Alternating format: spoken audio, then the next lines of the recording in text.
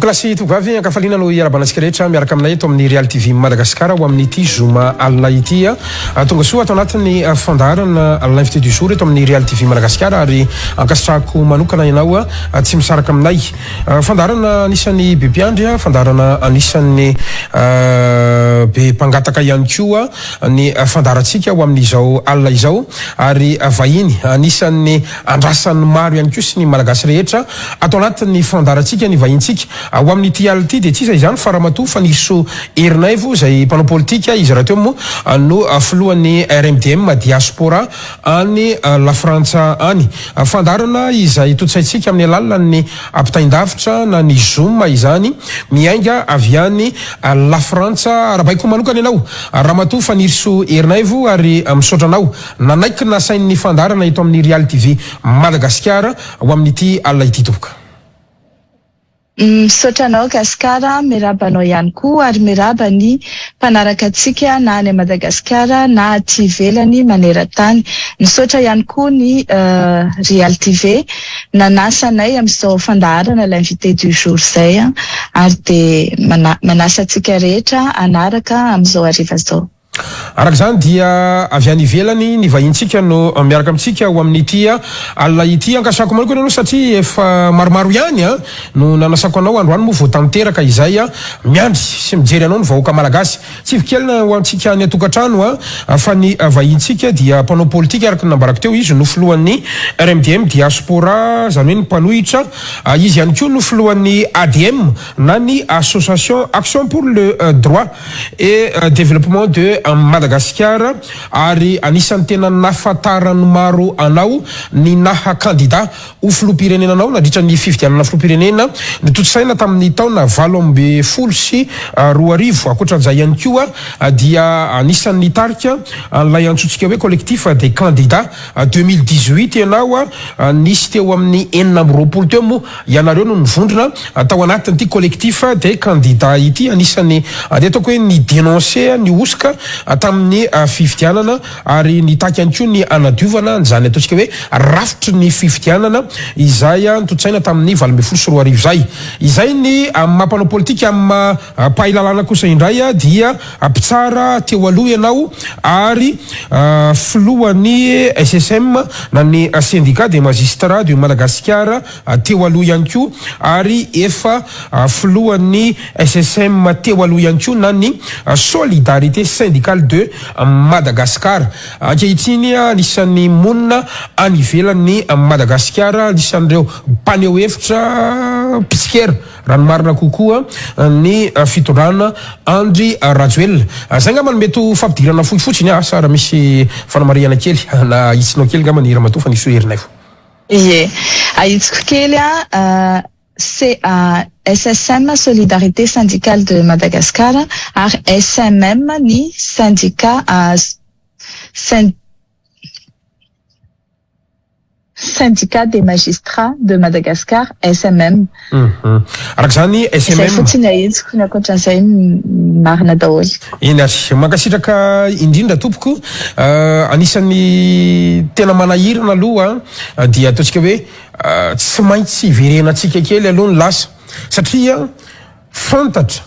ny tsikera zay noentinao tany amin'ny fifidianana tamin'izany fotoana zany rehefa candidat filoham-pirenena ianao androantsika mifampiresaka io any ampitan-dranomasina ianao anisan'ny mivazavaza mitsikera maivava mihitsy azy azao fitondrana zao raha iverenantsika ny tamtara dia niala teto Madagasikara ianao ny fanotaniko dia tsotra mahitsy tiako valinao mahitsy androany ve fa niso Herinaivo masamy laza fa nitsoka ny Madagasikara. Misaotra anao Gaskara amin'ny fanontaniana maro tokoa no manontany tena hoe maninona no tsy any Madagasikara fa aty ivelany ataontsika hoe anatsorako azy dia exilé politique ny dikany atao hoe exilé politique dia mpitsoponenana no ny antony politique tsy hoe akory araka ny filazana nitsoka any Madagasikara satria no ny antony isan-karazany izay tenenina fa no ny antony ny fanenjehan'ny fanjakana malagasy ny tenako nanomboka tamin'ny fifidianana 2018 no hatramin'izao moa mbola hitantsika ihany ny fanenjena izay atao ana de voatery miaro ny vatantenako, miaro ny aiko de zay nahatonga anahy tsy nijanona intsony tao Madagasikara. Raha matoa fa nisy soherinay vao mahatsiaro tena ho nanana fahadisoana ave ianao matoa nitsoaka midiky zany fa tsy nanana famarinana ianao matoa nitsoaka ny Madagasikara. Tsy izay mihitsy ka ny atao hoe niala tao Madagasikara noho ny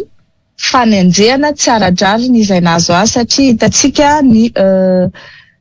28 décembre 2018 izahay nanomboka napidina olona teny an-dalambe ary tena nahazo olona ny hetsika izay nataonay i-dénoncer nanosika tamin'ny fifidianana tamin'izany andro izany ary valin'izay satria nanomboka nidina teny amin'ny 13 mai ny olona ary tsy voasaka ny mpitandro filaminana intsony de ny fisamborana no nataon'ny Prime Ministre Tsay Christian voalohany tamin'izay. Rehefa nandefa didy fampisamborana izy de nampisambotra anahy koa ny 8 janvier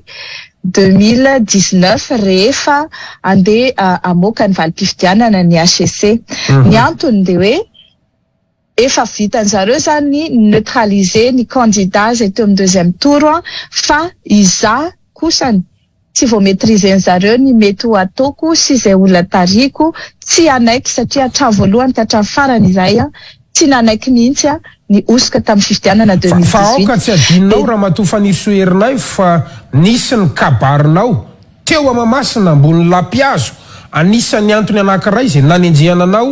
ny teniteny foana tsy averiko tsony ngamba ny zavatra niresahanao tonga hatramina hoe fanopahana mpitandro ny filaminana tamin'izany fotoan'izany ka nahatonga nina raha-pitsarana iny miadmetre nanao hoe manaiky an'izay ve fa nisy soherinay vo androantsika 3 amaliko an'izay teny gasikara zay de tiako ny anamarina fa tena fanenjehana raha politika na persécution politique no napiala anahy tao Madagasikara toka hoe napiala le izy fa tsy hoe nitsoaka zany hoe mitsoaka zany manko hoe en fuite ohatran'ny olona hoe migadra de nitsoaka tsy izay mihitsy fa niala tao Madagasikara mba hiarovako ny aiko voalohany indrindra aloha vao vita ny proclamation officieuse zany hoe ny famoahana valim-pifidianana Vonjimaika tamin'ny décembre 2018 de napidina olona teo an-dalambe izahay. Izay zavatra izay tena nanelingela ny fitondrany Christian Tsay tamin'ireny fotoan'ireny. Ny zavatra nitranga teo Mahamasina raha iverenako dia ataoko hoe navoaka amin'ny contexte nisy azy ny zavatra niteneniko ary de nisolena ny zavatra niteneniko hoe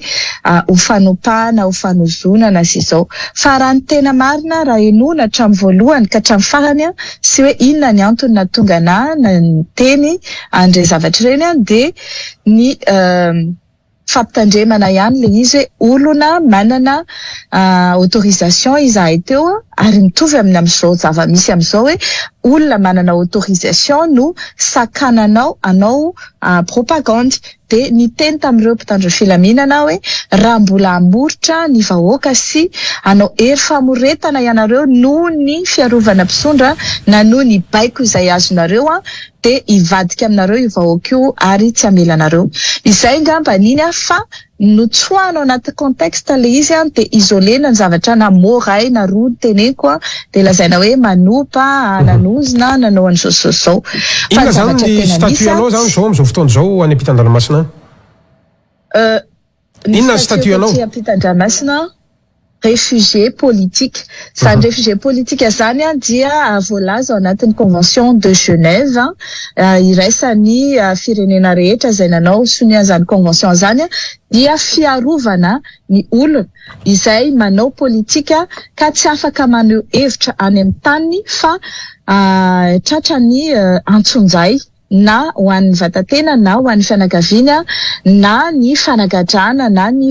fikasiana ny ataontsika hoe atteinte à la vie. Zavatra tena nahazo anahy koa zany satria tsara fantatrareo ity zavatra ity izay tsy fantatry ny vahoaka malagasy intelo no nisy attentat nahazo anahy tany Madagasikara, intelo nisy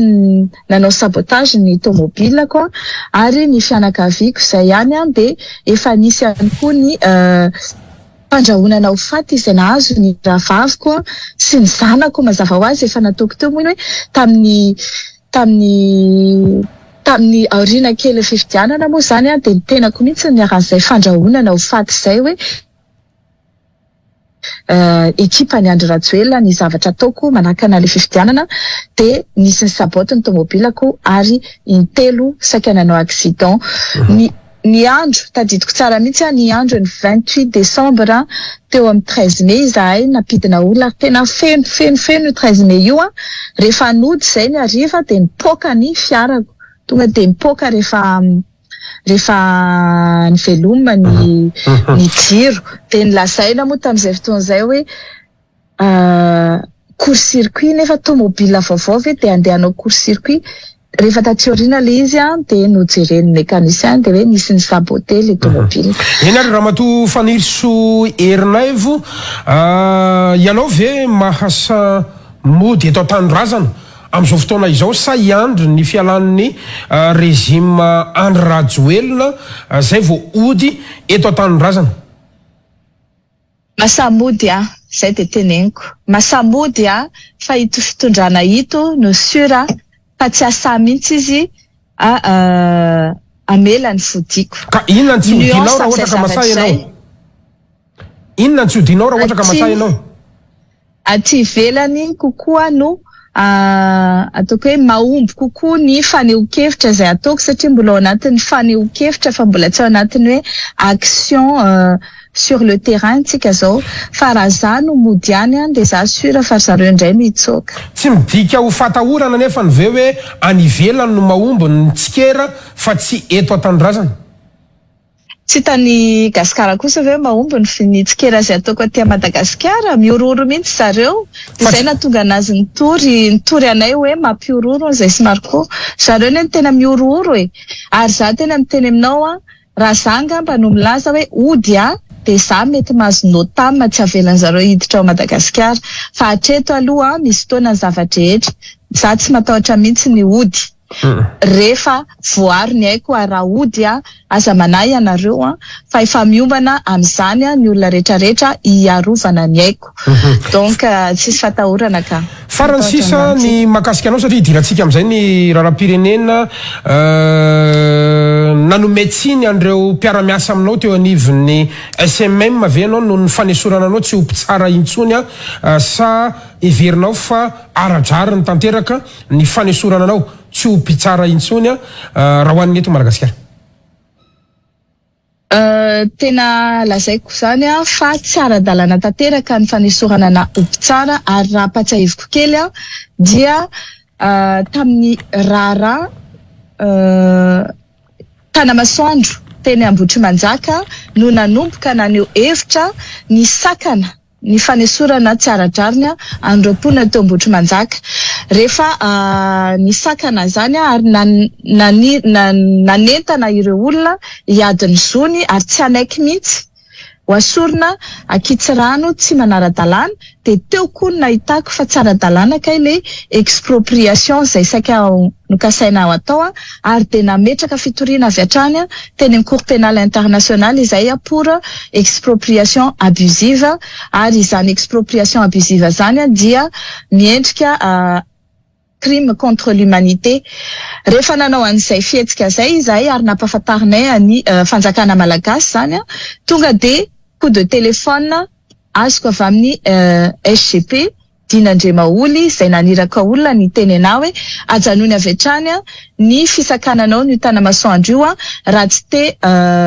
hoasorinay tsy ho mpitsara ianao ary ho alainay tany a Frantsa ho annulenay visa-nao. Ohatrao mihitsy moa le fiteny tamin'izay hoe un simple coup de téléphone nataonay dia annule visa-nao ary voatery ody aty ianao ho alainay ihany fa ajanony ny fanelingelenanao an'io Tanamasoandro io. Dia navaliko moa tamin'izay hoe mialatsiny fa tsy fitohizany Ambotsiroatra akory ny Quai d'Orsay sy ny Élysée aty ka tsy maintsy tohizako ny zavatra teneniko ary tsy maintsy tsy ho avelako ianareo rehefa mbola mandika lalàna. Raha tianareo tsy teny tsony de arao fotsiny lalàna, atsao fotsiny zon'ny malagasy de mangina ako. Iverelako le fanontaniana makasika tsy mampitsara anao intsony midika ve zany androany fa lavinao ny nanesorana anao tsy mpitsara intsony. Mazava ho azy fa amin'ny andro à la minute za tonga any Madagasikara de io didy mpitsarana izay manala anahy tsy mpitsara io no atakeko voalohany indrindra satria sady tsy mitombona no tsy ara-dalàna no misy vice de procédure BDB. Hoy izy ianao teo hoe manome tsiny an'ireo mpitsara ve za amin'ny zavatra nataony de tena hoy izy za hoe ny fandikan-dalàna na ny atao hoe injustice ataon'ny mpitsara ohatra ny fanesorana na tamin'ny nanaovana ny procédure fanesorana iny amin'ny fandikan-dalàna rehetra izay nataony zareo tao anatin'iny no ahitana taratra hoe fitsarana tsy maleo tena ary fitsarana miangatra ny ao Madagasikara. Satria izahako izay malala ny lalàna, malala ny zoko, malala ny procédure sans zareo zany no ny baiko azy ny tamin'ny Mamy Ravatomanga mazava ho azy izay ny baiko ny CSM hoe asoro io fa manelingelana loatra de natao fotsiny le fanarahana baiko na de tsy manara-dalàna raha le izy. Raha ampatsivina antsika de zao convoqué zany lakamisy kanefa ny ministra andeha larobia alina de no statuen'ny zareo larobia alina ny dossier nefa ny convocation raha mbola lakamisy de nilaza zareo hoe ka ianao nefa sura fa tsy tonga tsara dalàna zany eo anatrehany lalàna. Eo anatrehany lalàna na ho tonga na tsy tonga le olona voantso de ny andro izay etsonana azy no hitsarana ny rarany na anaovana fanemorana fa tsy afaka hoe arosonao na ho ataonao amin'ny andro hafa tsy fantany le izy. Zay natao hoe respect du droit de la défense sy respect du principe de contradictoire. Iny zany tsisy atahorana fa didy ataotsika hoe unique mamoetra tsara-dalàna injuste truffé de vice de procédure ary tsisy atahorana verively ny fanafoanana zany didy zay tsara-dalàna zany. Ramatoa herinay vo faniry soa ny zom-pirenena no nafana tato anatin'ny herinandro maromaro izay raha ny marina kokoa hatramin'ny volana jona anisan'ny maneho hevitra foana ianao isan'andro tao anatin'ny roa herinandro izay manao andreny karazana direct tamin'ny Facebook ireny. Tadidiko tamin'ny alarobia teo ianao dia nangataka fasafasa tamin'Andriamatoa Honoré Rakotomanana na ireo mpahay lalàna izay miaro ny fanjakana amin'izao fotoana izao anao ady hevitra momba amin'ity zom-pirenena ity. Zay aloha ny ampidiry kely satria raha ny fikaroham-baovao nataoko dia misy fandaharana antsoina hoe kalitao mitondra lohateny hoe toanako ny hevitro émission zay karakarain'ny diaspora izy io any ampitan-dranomasina any ary émission en ligne ary io mpanao gazety io dia nanasanao anao fasafasa amin'ny Ramatoa Rina Rakotomanga saingy nanday ianao rehefa fantatrao fa izy ny anao fasafasa anao manaiky an'izany ve ianao manamarina sa manadiso an'izany Ramatoa Faniry Soa herinay fo. Tena ekeko zay no laviko mihitsy ny andeha hiadivana hevitra amin'ny olona izay tsy mitovy niveau amiko. Ny mpitsara Honoré Rakotomanana, ny ministre ny justice, ny ambassadeur no nangatako hifanandrina amiko raha ohatra ka hiady hevitra fa zany tsy miady an-tsena amin'ny olona sans qualité ohatran'ireny. Makasiraka tompoko. Ny ady hevitra androany dia ny hoe malagasy sa tsy malagasy ny filoham-pirenena Andry Rajoelina anisan'ny voizinao ny article 42 ao anatin'ny code de nationalité voamaly moa ny mpitondra-teniny gouvernemanta tamin'ny fahitalavitra rahavavy nanamafy an'ilay argument fa efatrany amin'ny 2.36 ny razambe ny filoham-pirenena no nahazo an'izany zom-pirenena frantsay izany saingy niova hevitra ihany koa moa za mpitondra-teny zany omaly fa hoe taty-ariana vao nangataka ny filoha Andry Rajoelina. Ny fantaniko voalohany zany aminao malagasy sa vahiny ny filoham-pirenena Andry Nina Rajoelina. Io Ramatoa izay naneho hevitra omaly Ramatoa ministre ny communication io ihany no niteny tamitsika herinandro maromaro lasa zay hoe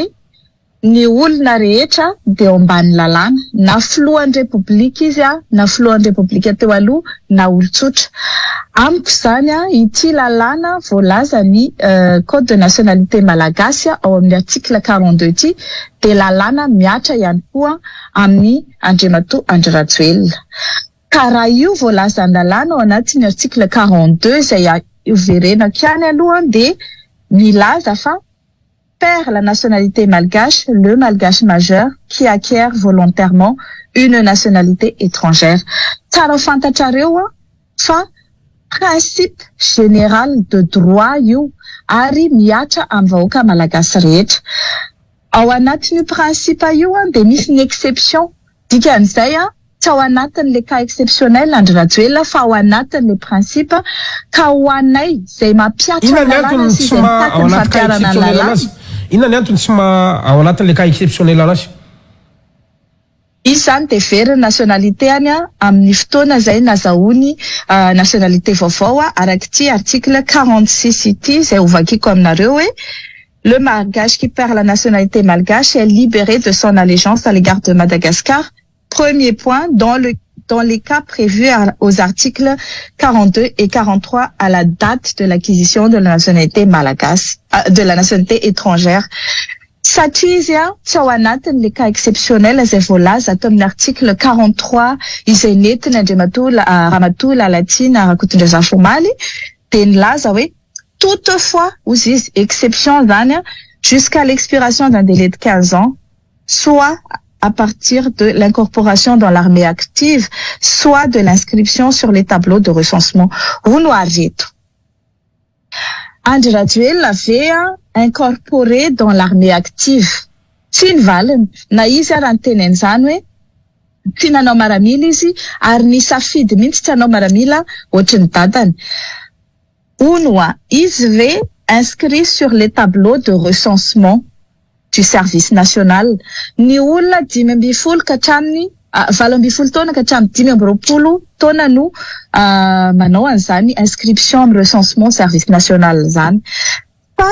ny voalaza ato amin'ny article 43 io de misy hoe ne sont pas astreints à solliciter l'autorisation de perte de cette nationalité malgache les exemptés de service militaire, titulaires de réforme définitive, tous les hommes même insoumis après l'âge où ils sont totalement dégagés des obligations de service militaire. Et aux ania dia Andriamatoa Andry Rajoelina ao anatin'io cas de tous les hommes totalement dégagés des obligations de service militaire io de tsy ao anatin'ny l'exception izy tsy mila mangataka décret satria zay voalaza ny lalàna hoe ne sont pas astreints à solliciter l'autorisation de perte de la nationalité malagasy. Dikan'izay dia very avy hatrany nationalité malagasy ary tsy ao anatin'ny cas d'exception izy tsy mila, tsy nécessaire, tsy astreint, tsy mila décret d'autorisation de perte de nationalité izy fa tonga de very avy hatrany zany satria ireo cas exceptionnel de ny olona ao anatin'ny tafika sy ny olona zay mbola ao anatin'ny fahatanorany mbola mila manao fitsarana miaramila no mila mangataka an'izany autorisation zany. Na azafady ny article 45 izay milaza hoe autoriser oui, le malgache même mineur qui ayant une nationalité étrangère zany efa manana nationalité étrangère izy akoatra mamalagasy azy de izany olona manana nationalité étrangère zany tsy hoe nangataka raha ianao mangataka de tsy manana nationalité étrangère ianao zany fa gasy ny anananao de mangataka étrangère ianao fa ity ndray zany efa manana nationalité étrangère izy zany hoe mety par filiation io na ireo taranaka vazaha métis na ireo le olona tena nahazo naturalisation tamin'ny 1932 ireo no mahazo an'io mazava ho azy nefa Raha nikany dadabe any Andriamatoa Rajoelina de za aloha amle dadabe any mila ometsika hoe datina naterahany zao dadabe zao satria ny malagasy izay teraka talohany 1932 no mangataka an'ity décret de naturalisation nandritra fanjanahantany ity ireo izay nahazo an'izany tamin'ny 1932 dia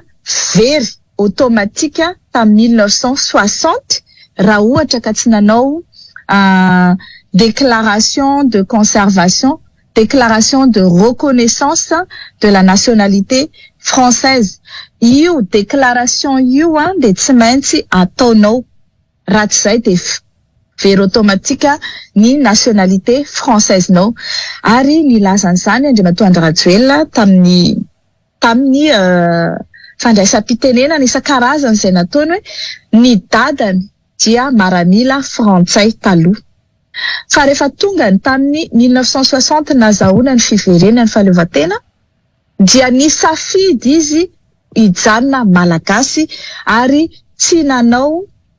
nitazona an'izay naturalisation any dadabeany izay na ny dadany tamin'ny 1932 izay dia nijanona gasy. Tsara marihana koa dia izao amin'ny lalàna sy ny loi internationale tsy misy militaire vahiny afaka manao maramila ao amin'ny firenena hafa. Dikan'izay rehefa maramila ianao any de mizaka ny zom-pirenena an'iny firenena anaovanao maramila iny. Maramila gasy ny dadan'i Andry Rajoelina dikan'izay malagasy izy tsy namindra zany nationalité zany amin'ny zanany. Tapaka tamin'ny 1960 zany mahavazaha ny fianakavian'i Rajoelina izay no mahatonga azy nangataka indray tamin'ny 2014. Ramatoa fa nisy herinay voa anisan'ny tohan-kevitra izay hoentin'ny mpanohana ny fanjakana amin'izao fotoana izao satria io tohan-kevitra io moa miova foana. Hafa ny tohan-kevitra no entin'ny mpitondrateny gouvernemanta, hafa ny tohan-kevitra no entin'ny ministra ny fitsarana, ny talian'ny kabinetra sy ny maro samihafa. Nisy solombavamboaka Idy Alson ihany koa nanana tohan-kevitra, nanana ihany koa ny namatsika Moussa Soaly be de be. Fa androany zany rehefa nandeha mifaneho-kevitry ny filohan'ny ACC teo aloha Honoré Rakotomanana dia milaza fa tsy maintsy miankina amin'ny fanomezan-dalana avy amin'ny gouvernemanta malagasy ny fahaverezana zom-pirenena malagasy iray. Eo zany ny adevitra zay tena hoe angatahako ny version anao marina sy ny andininy rehetra izay ampiasainao satria misy malagasy tsy nianatra droit, tsy nianatra lalàna androany. Manaraka anao Ramatoa fa nisy herinay voa ka afaka hoentinao ve ny article na ny code de nationalité io na ary amin'ny lalam-pandroenana zay anohananao ny hevitra ao fa very tokoa izay zom-pirenena malagasy any filohan'ny Rajoelina zay ao anatin'ny andininy fa 7 amin'ny fehezan-dalàna amin'ny fehan'ity fizakana zom-pirenena malagasy ity zay hitantsika moa ny 1960 tamin'ny 24 jolay 1960 no misy an'izay le fepetra fahaverezan-jo zay kanefany ny andininy faharoa amby efapolo dia ao amin'io andininy fahatelo amby efapolo io sy ny dimy amby efapolo dia samy resaka ny fanatanterahana an'io article 42 izay voizinao io foana Ramatoa fanirisoa herinay farany ny ao amin'ny andininy fa dimy amby efapolo koa dia mbola milaza mazava fa hoe very ny zom-pirenena malagasy ny mpirenena malagasy iray na mbola tsy ampitoana azy ka lalao fangatana ary nomeny ny gouvernemanta malagasy alalana ho very amin'io nationalité io tamin'ny alalana ny didim-panjakana. Inona ny argument hoentinao mifanohatra amin'izay tohan-kevitra hoentin'izy ireo zay tompoka? Izay indrindra no mahatonga ny teny hoe aleo ireo juriste mahay lalàna ohatrandry monsieur Honoré Rakotomanana, ministre de justice,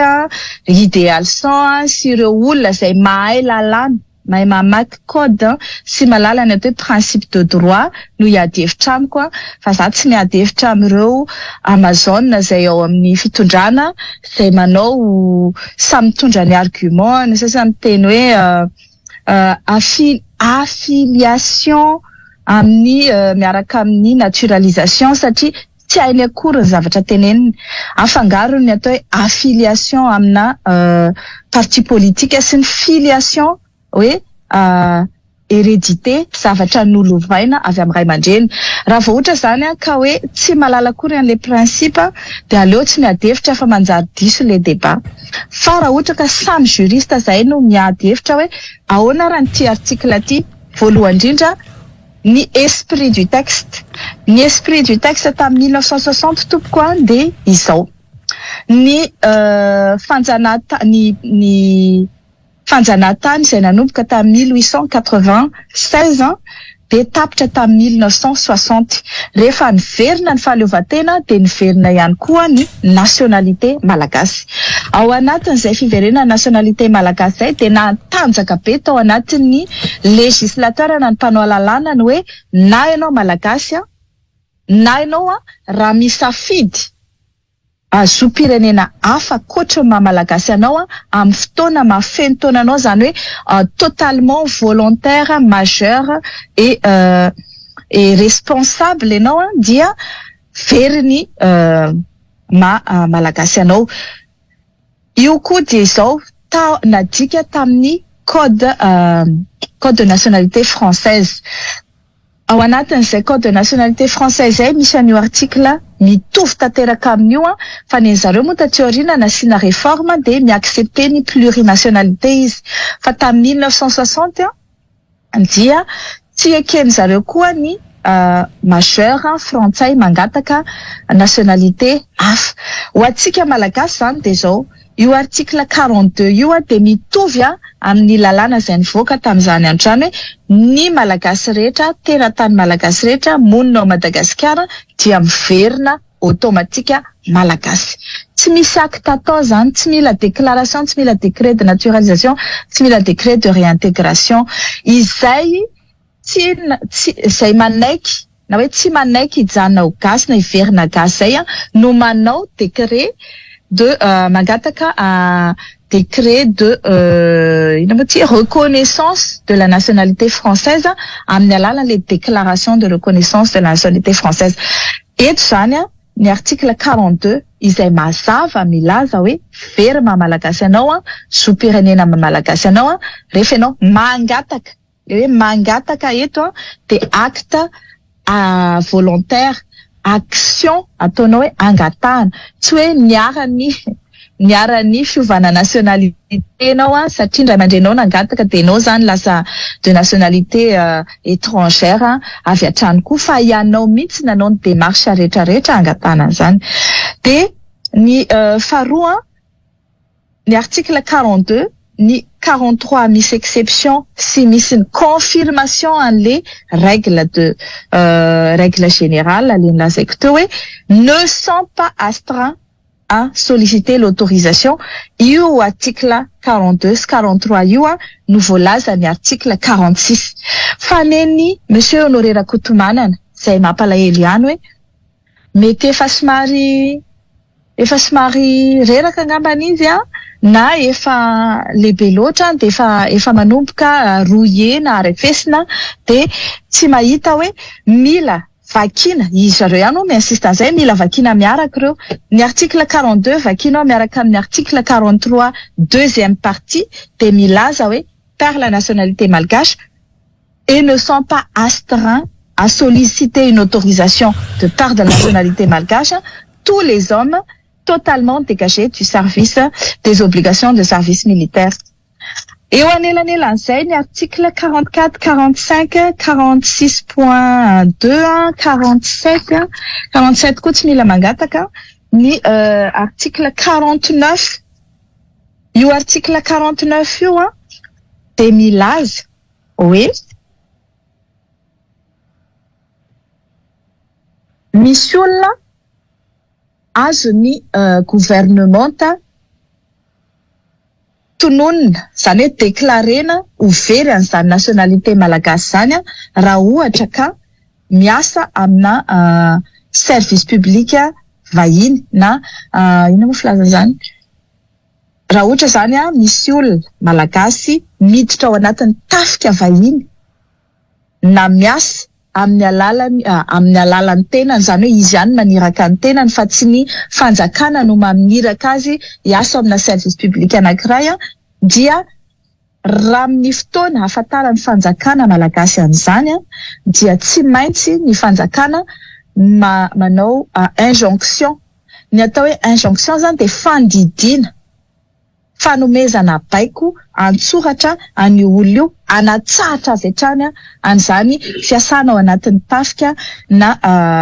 fanompoana ao anatin'ny tafika vahiny na fiasana anatina service public étrangère zany. Io article 49 io no voalaza hoe perte de nationalité ilana décret ihany koa. Io zany dia voalaza ny ato amin'ny article 50, 53, non 50 d'échéance, enfin 53.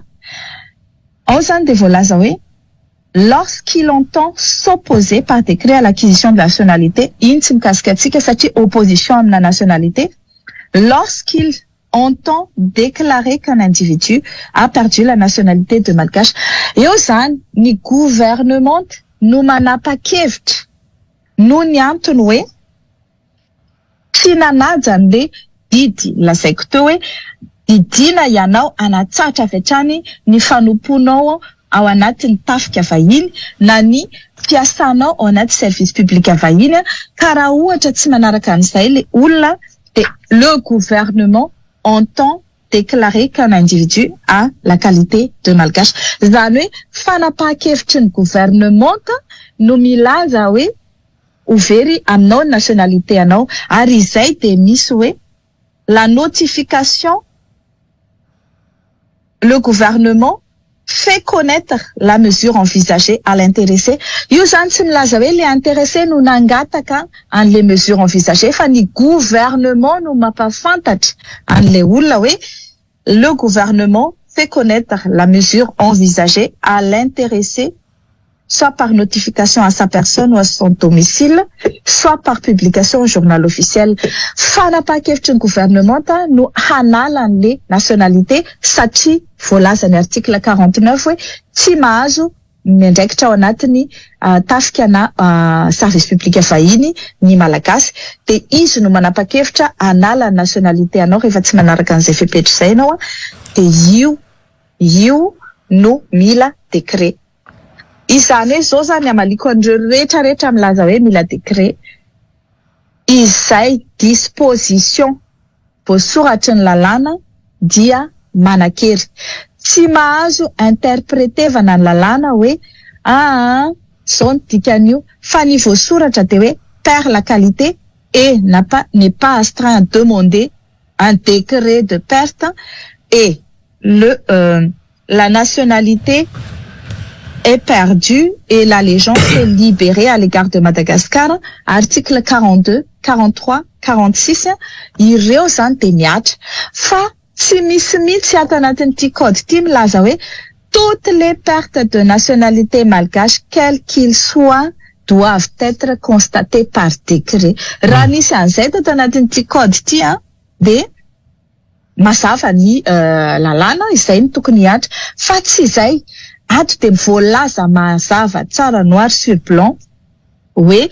misy olona tsy maintsy mangataka, misy olona afaka omen'ny gouvernement raha ohatra ka izy manapa-kevitra, misy olona afaka mangataka satria efa double nationalité de naissance na filiation na ohatrana ary misy ny olona izay tsy mila mangataka autorisation fa avy dia very avy hatrany izany nationalité zany. Zay zany navaliko any monsieur Honoré Rakotomanina sy ireo rehetra ministre, président ny assemblée nationale, juriste zay milaza hoe mila décret. Ny mikasika an'izay milaza hoe tsy mila décret indray fa milaza hoe en désuétude. Ny lalàna tompoko dia miatra jusqu'à ce qu'une autre loi prononce son abrogation. Dikan'izay rehefa mbola manan-kery io disposition ny article 42, 43 et suivant io ka tsy misy soratra hoe abrogé ohatran'ity article aiza moa le misy hoe abrogé misy an'izany manko ato rehefa mbola tsy abrogé io dia Manakery avy hatrany. Tika zay zany tsy mitombona intsony ny tomber en désuétude aloha zany raha izay resaka zay ary manahoana indray le hoe tokony anaovana moratoire satria mety hiteraka ady atrano sy ady hevitra fifamonoana eo amin'ny samy malagasy génocide sy maro hafa ny lalana anankiray ohatrany ahoana indray ny makasika an'izay. Reny atao hoe ina filazana zany menace déguisée. Zany hoe menace déguisée zany no natao ny fomba fitondrana izay nilazany zany hoe anao moratoire isika raha tsy zay de isy korotana eto isy raha mandrika eto. Otry fa maninona moa rehefa hoe ho ampiarina amin'zareo amin'ny fitondrana lalàna de raha mandrika amin'ny valan'izay. Lalàna ny no ampiariny ka ny valin'ny fampiarana lalàna amin'ny zareo mpitondra ave zany de hoe zareo tsy anaika fa anao raha mandrika na andeha anakorotana. Amiko zany ny tena atao hoe menace de terrorisme, menace de génocide, menace de guerre civile. Zany hoe entinao any amin'ny Tsivonto manaintany satria ireo malagasy izay aty ivelany tsy nilatsaka hofidiana ary tsy voalaza ny article 46 ny constitution no menacenao hoe raha sorina ny malagasy ny filoham-pirenena zareo mapara affilié amin'ny mapara dia ny malagasy rehetra ty ivelany no gafinay satria ho alainay ny taninareo satria ho ailenay daholo ny titre de propriété anareo. De za hoe zay mihitsy le ilazana hoe tsika tsy miadevitra amin'ny olona zay tsy mahay lalàna miteniteny foana sy manao fiarovana bêtement ny fitondra zay. Ono faniso herinaivo ono aoriana zay fanazavanao rehetrarehetra teo zay manamafy zany ianao androany fa ny filoham-pirenena Andry Nirina Rajoelina de tsy manana intsony ny atao hoe nationalité malagasy fa simple nationalité frantsay zany io tsy marina aminareo ny atao hoe double nationalité ihany koa. Zay indrindra androany zany de tehiteny amin'ny vahoaka malagasy rehetra izay manaraka atsika any Madagasikara sy maneran-tany fa Andriamatoa Andry Rajoelina dia efa nanary ny mahazo-pirenena malagasy azy nanomboka ny 19 novembre 2014 ary tsy mizaka afa-tsy zo-pirenena frantsay amin'izao ora itenenantsika izao. Noho izany dia mandika ny lalàna ao anatin'ny article 46 ny lalam-panorenana izy amin'ny falan'iny ho filohan'ny repoblika kanefa izy tsy mizaka akory intsony izany nationalité zo-pirenena malagasy izany. Ny falan'iny Rajoelina tamin'ny 2018 izany dia ao anatin'izay violation de constitution article 46 izay satria tsy mahafeno fepetra ahafana milatsaka ho fidiana izy. Eo zany no ilazana hoe nisy ny famitahana tamin'ny fanafenana an'izay situation de naturalité zay. Tara fantatritsika fa izao na de nilazarany ny ramatoa iray teo amin'ny fitondrana izay tsy tonoko anarana hoe nomena azy par diplomatie io nationalité io de zao zany lalàna aty Frantsa. Tsy misy hoe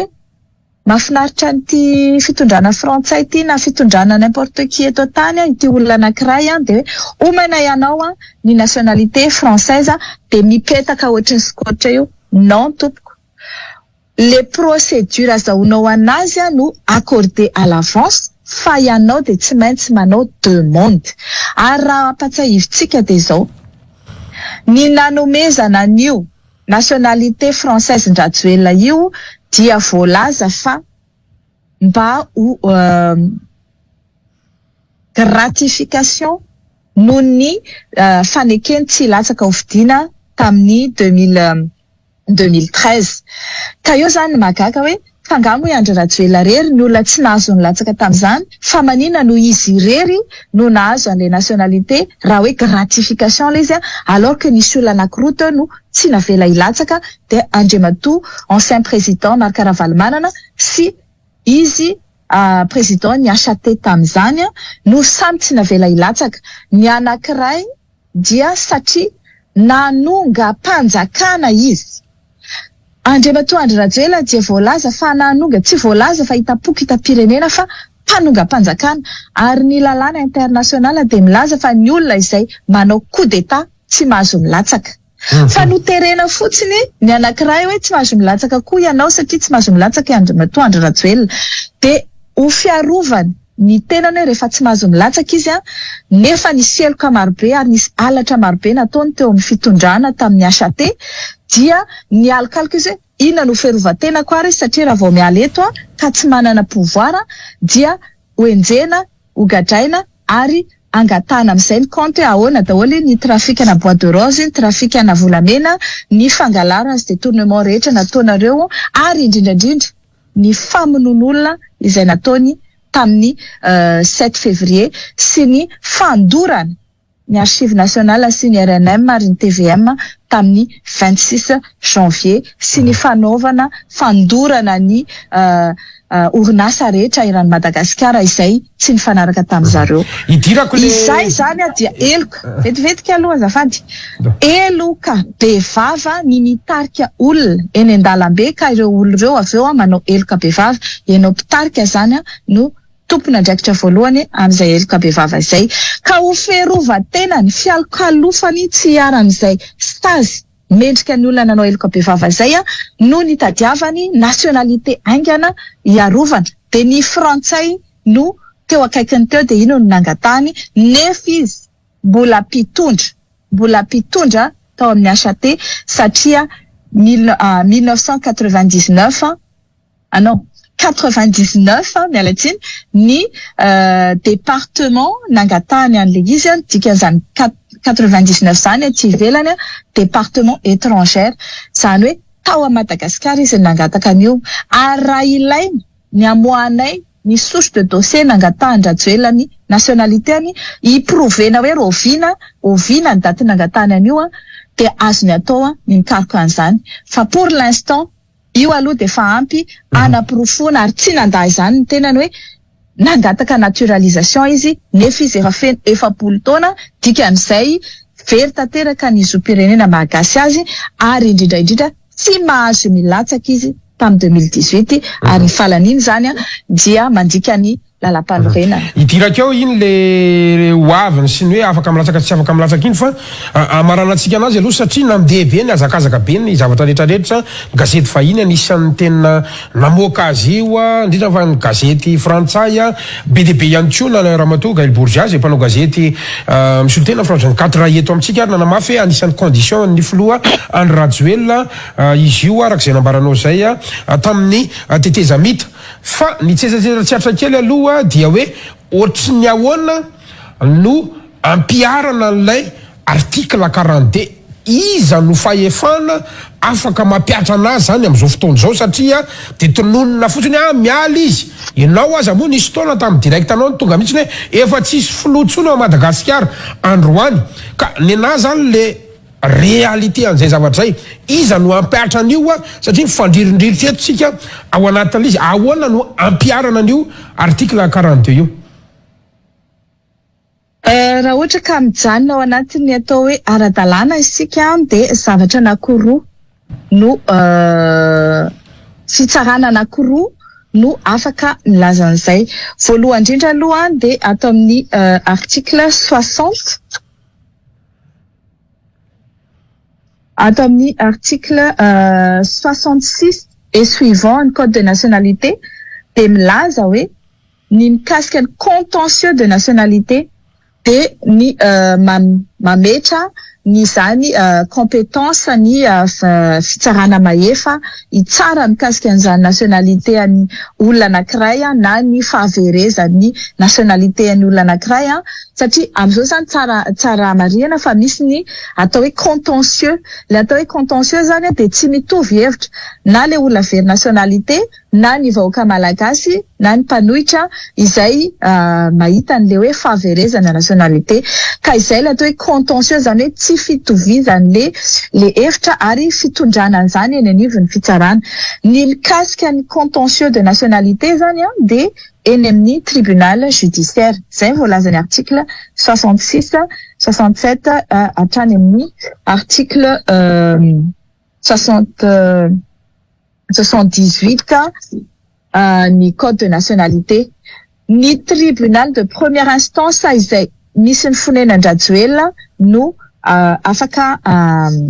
manao an'izany contentieux de nationalité zany ka zao tsara fantatsika fa Andriamatoa Andrajoelina dia manana résidence anankiroa. Ny voalohany indrindra zany zao de any Madagasikara amma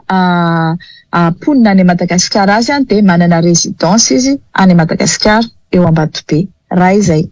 mana résidence faharoa izy amma citoyen français anazy mana résidence izy aty France. Na ny lalàna frantsay na ny lalàna malagasy de milaza fa ny tribunal de première instance izay misy ny domicile an'le intéressé izay contesté na soulevé na ny nationalité na extranité no compétent. Ka dia apetraka amintsika malagasy hoe ny tribunal malagasy sy ny tribunal frantsay zany izay misy ny résidence Andrajoelina dia samy compétent amin'ny zavatra io ka de afaka saisissevana. Mbola tsy nandefa requête en contestation na amin'ny contentieux de nationalité io izahay fa mbola pénal nalefanay ary bientôt any amin'ny cour électorale. Izay le lazaiko hoe misy faharoa ihany koa araky ny voalazan'ireo mpahay lalàna izay tao anatin'ny groupement des cadres et intellectuels izay nandinika ihany koa an'ity cas exceptionnel tsy nisy teto tany ity de nilaza fa araky ny voalaza ao anatin'ny constitution sy ny loi sur la CENI, Commission électorale nationale indépendante, de ny CENI no mandinika ny mandray ny atota taratasy izy no mikarakara fifidianana ary ny cour électorale any amintsika ny cour électorale miovaova arakaraka ny toetrandro. Tamin'ny tetezamita dia cour électorale spéciale tamin'ny tetezamita aleo tokony tsy tetezamita cour électorale spéciale no fitsarana na efa ny fifidianana. Tamin'ny 2014 no niasa UCES io de tapitra ny mandany rehefa vita ny fifidianana rehetrarehetra. Tamin'ny 2018 de ny haute cour constitutionnelle no voalaza ny code électoral atsika ho fitsarana maefa ny tsara fifidianana. Fa ao anatin'izay cour électorale zay de manana plénitude de juridiction izy araka ny voalazany lalàna. Raha fitinku zany de anankiroa ny tribunal maefa azo raisina azo ataotsika anaovana saisine. Mialatsiny aloha fa tsy misy tengasy malaza an'izay teo hoe saisine zay fa eo amin'ny tribunal judiciaire le lazaiko teo raha ohatra zany ka contesté ilaza soulever anio tsy fananana nationalité any Andrajoelina io. Le lazaina foana manko hoe mila proof ary anjaranareo no mitondra proof tompoko. Ny proof ilazana fa tsy manana nationalité tsony ny olona anankiray dia ito voalazany lalàna aloha le élément légal milaza hoe inona no afana gardena perdre an'izany manary an'izany zoam-pirenena malagasy zany. Faharoa ny proof fa nangataka naturalisation izy. Tsara fantatsika malagasy tsy vaky volo any manavaka ny atao hoe naturalisation sy ny hoe natif ny atao hoe natif hoe natifa malagasy de olona teraka ray aman-dreny gasy. Raha ohatra hoe natifa frantsay de teraka tamina ray aman-dreny ray na reny frantsay. Ny atao hoe naturalisé dikan'izay tsy avy amin'ny rahanao zany anananao an'izy tsy nolovainao zany izy tsy mandeha automatique zany izy fa mangataka ny atao hoe naturalisation de acquisition par un étranger d'une nouvelle nationalité. Miala tsy manapaka kely anao satria miresaka anao hoe reto miproof sy ny salam zany anisan'ny proof nangatana tamin'ny filatsako fidiana tamin'ny volana folo ariva nefa ny fananana ny atao hoe certificat de nationalité malagasy ary nanana an'izany somatsara ny filoha Andry Rajoelina ahoana zany mahakasika an'izay a any amin'le ACC nandray ny dossier ve ny olana sa aiza? Ny fahitako anazy zany a teo amin'ny izy nangataka ny certificat de nationalité any izy a no nanao dissimulation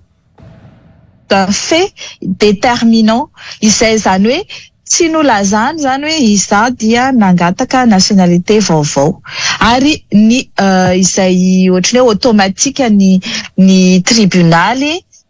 manome an'izay certificat de nationalité zay a rehefa raisy renao malagasy fa ny aty a Frantsa zao a de misy disposition na misy fepetra mihoatra ny maha hoe raisy renao malagasy a de misy taratasy atota taratasy fenona marobe hoe so de efa nanary nationalité andreo na indrindra moa andreo olona zay tsy natif zany hoe tsy vazaha de sang zany hoe tsy frantsay de sang zareo a fa ianao zany originaire na pays hafa de misy taratasy maromaro arotsaka eo a manomboka hatrany amin'ny arbre généalogique anao a verifena so de nisy fahatapahana le nationalité ka ny nationalité amin'izay fotoan'izay a dia tsy hoe ny dadabe anao bebe anao a frantsay a de ianao aty amin'ny arrière petit fils dia lasa frantsay fa ny arrière grand père mamindra mamindra zany hoe ny mamindra zany amin'ny zanany amin'ny grand père de ny grand père mamindra zany amin'ny dada ny ratsoela de ny dada no mamindra zany amin'le zanaka raha vao misy tapaka eo anelanelany a de tapaka le filiation naturalisation eo indrindra zany a lolazaiko hoe misy any ny lesika teo anivon'ny fitsarana tsy azo lavina zany ny teny manko ramatoa ministra hoe mbola mpitsara tan'izany na mpitsara ary atopoko a tsy anjarako ny mamoaka certificat de nationalité il faut pas tout confondre non plus tsy hoe satria mpitsara de iza no mijery hoe manao ana daholo fomba délivrance na certificat de nationalité ao fa eto zany zao tsika de mahita hoe ny aty ivelany efa élaboré ny fijerevana zay arbre généalogique zay a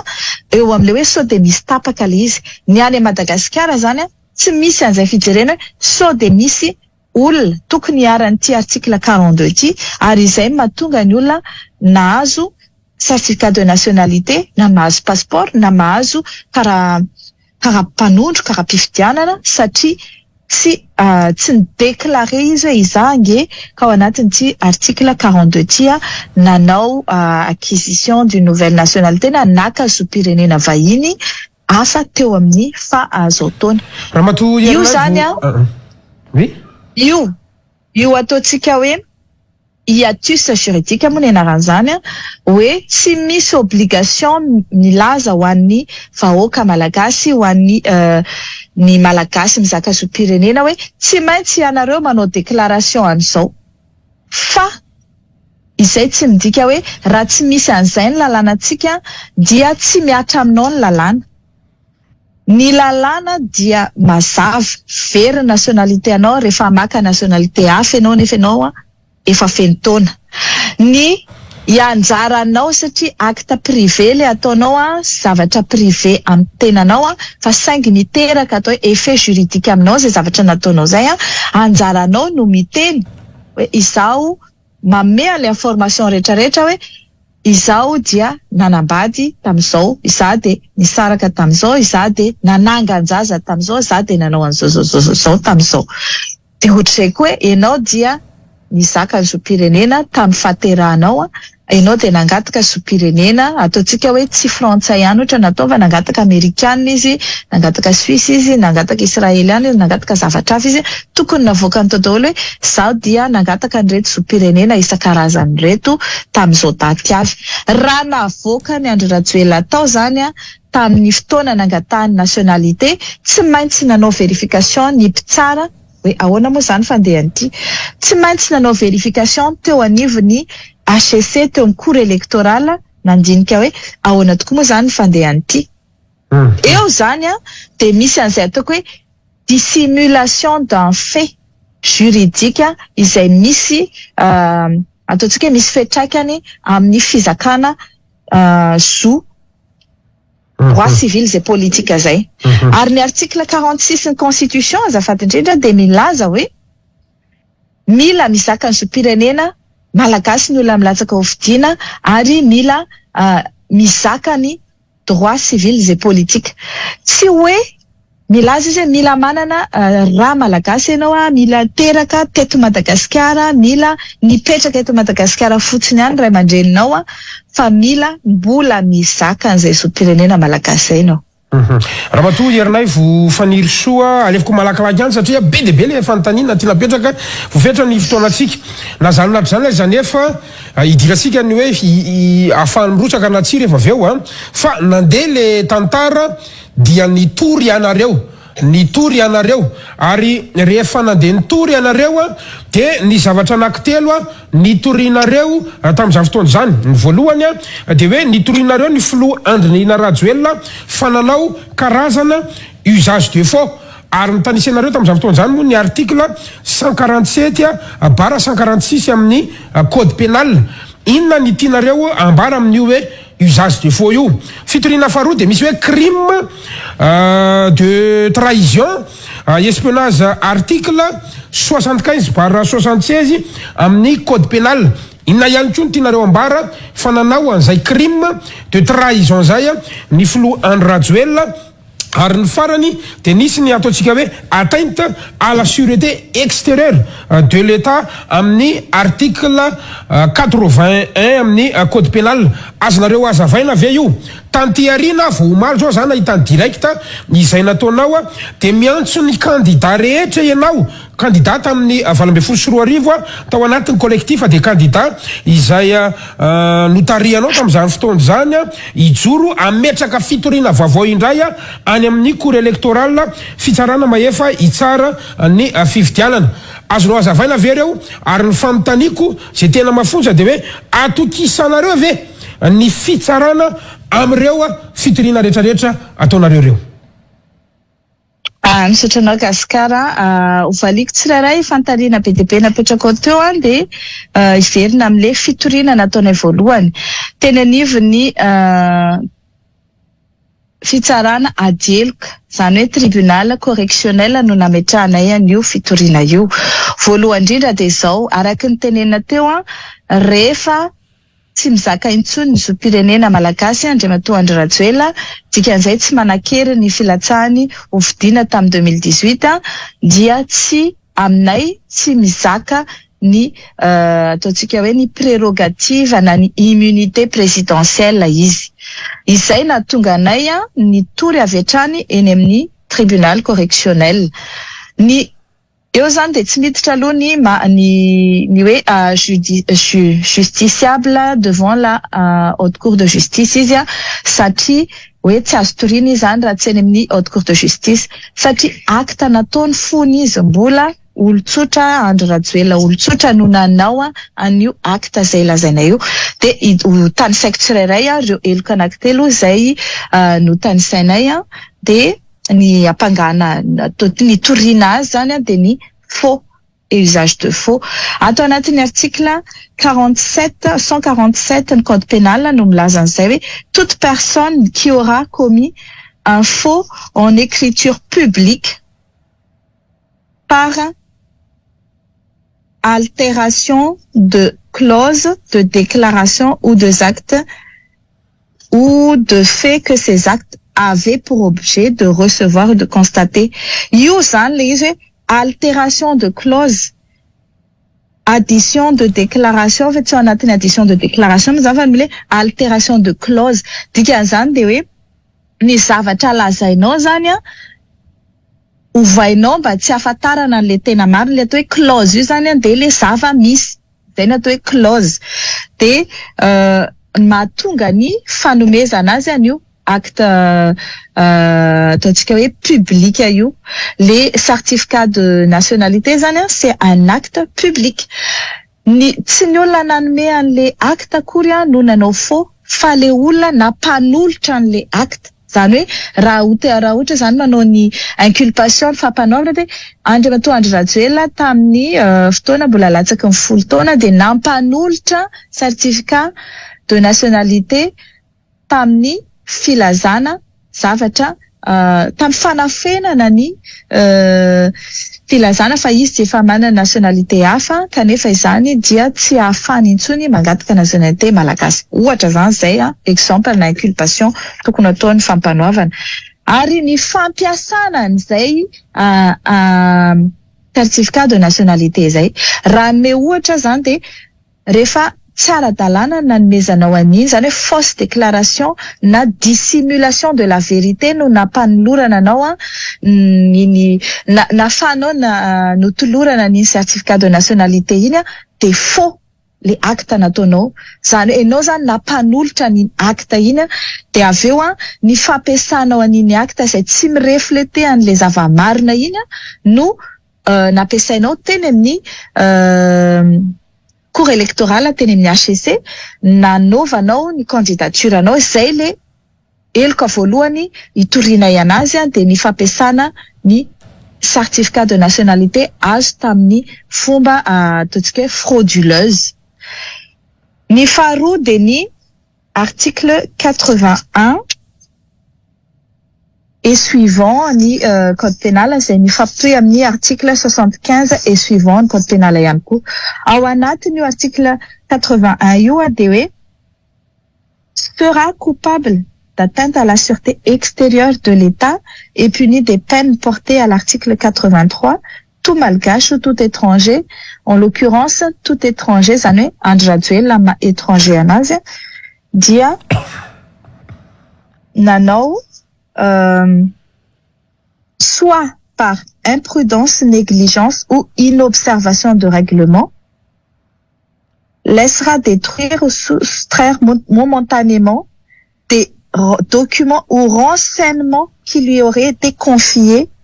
et dont la connaissance pourrait conduire à la découverte d'un secret de défense nationale. Izay zany no ilazana hoe ny fidirany Andry Rajoelina tsy ara-dalàna par inobservation de règlement, laisser soustraire ou enlever tout ou partie ou même momentanément des documents ou renseignements qui lui étaient confiés et dont la connaissance pourrait conduire à la découverte d'un secret de défense nationale. Normalement zany ny olon-tsotra tsy mahazo manana accès amin'ny secret de défense nationale ny fiarovam-pirenena. Ny fidirany Rajoelina ao anatin'ny fitondrana nefa izy io inobservation de règlement tamin'ny alalan'ny fomba frauduleuse na ataontsika hoe amin'ny teny gasy moa ny atao hoe frauduleuse de hoe amin'ny fampiasana aratsipana fandikan-dalàna ny fomba tsy ara-dalàna no natafidirany teo amin'ny fitondrana izay introduction frauduleuse par inobservation de règlement fidirana tsy ara-dalàna tamin'ny fitondrana nahafahany nanana accès amin'ireo secret défense amin'ny tsy ambaratelo mpiarovam-pirenena izay no lazainay hoe eloka atao hoe atteinte à la sûreté extérieure de l'État. Ary io dia voasazy ny article 83 izay milaza hoe seront punis seront coupables et pourront être frappés de 5 ans au moins et 20 ans au plus avec interdiction de droit toutes les personnes coupables d'atteinte à la sûreté extérieure de l'État. Ary ny fahatelo izay nitorinay azy de ny acte d'espionnage. Ny atao hoe acte d'espionnage dia raha olona ianao tsy mizaka ny zom-pirenena malagasy kanefa miditra ao anatiny ino moa tsy ao anatiny izay ataoko hoe secret défense zany hoe manao par tous les moyens efa kiko eto moa zany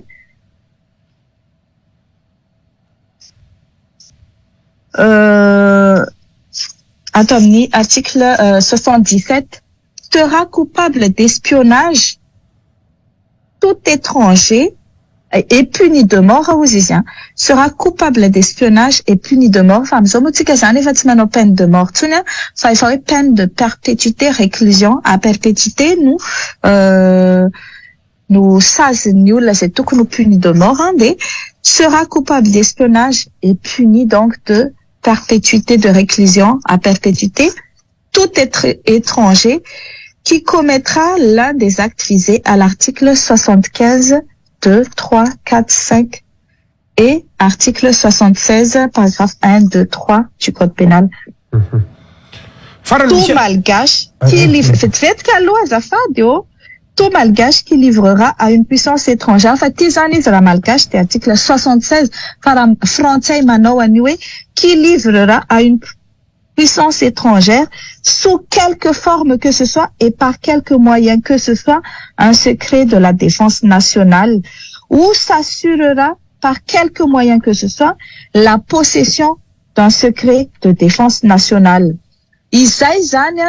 no ilazana hoe manao espionnage izy satria hitantsika ny mahatonga anazy espion ao anatiny tetezamita tamin'ny 2013 zany hoe mbola mitondra ny firenena malagasy izy amin'ny mandritra ny tetezamita no manao demande na nationalité vahiny amin'ny lalàna rehetrarehetra international rehefa mangataka nationalité vahiny ianao dia misy taratasy voalohany fenonao de ny charte de nationalité française rehefa mangataka nationalité française ianao de ankoatran'ny taratasy hafa zay arotsaka ao de io signature an'io charte de nationalité française izay tsy maintsy ekenao soniavinao ary misy ny atao hoe engagement sur l'honneur de respecter ce charter anisan'izany de obligation ho anao sy ny descendant anao ny zanakao sy ny taranakao anaja an'io obligation d'allégeance io dikan'izay de zao tamin'ny fotoana nangatahany Andry Rajoelina an'io nationalité française io de nanomboka teo zany dia nanao signature ni s'engager moralement personnellement civilement izy anao allégeance amina firenena hafa dikan'izay zany izay eny mahatonga ny article 42 le fanaovanao allégeance amina firenena hafa nefa ianao ampitona no tsy ekeny lalàna rehetra maneran-tany ka mahatonga anao ho very ny zoam-pirenena nanananao taloha entre parenthèses eo amin'izy de manao an'iny allégeance iny zany nefa théorine efatra taona théorine ianao miditra io le hoe par quelque moyen que ce soit miditra anaty secret défense nationale ina ny antony fandaritsika hoe ina ny antony idirany tao sady fitiavana fahefana fotsiny fa na tiana na tsy tianao de misy ny conflit d'intérêt entre les deux pays zany ka izay fisina conflit d'intérêt entre ny pays anankiroa ny firenena anankiroa noho ny fandikan-dalàna ataony Andry Rajoelina izay no mahatonga azy hoe hiaran'ity ataontsika voakasika ity lalàna article 81 sy 76 75 et 76 et suivant du code pénal ity ireo zany fitoriana napetraka teny amin'ny correctionnel de ovali kely any aloha ny fanotaninao Gaskara de venao mametraka hafa indray ahoana ozy izenao ny fitoriana izay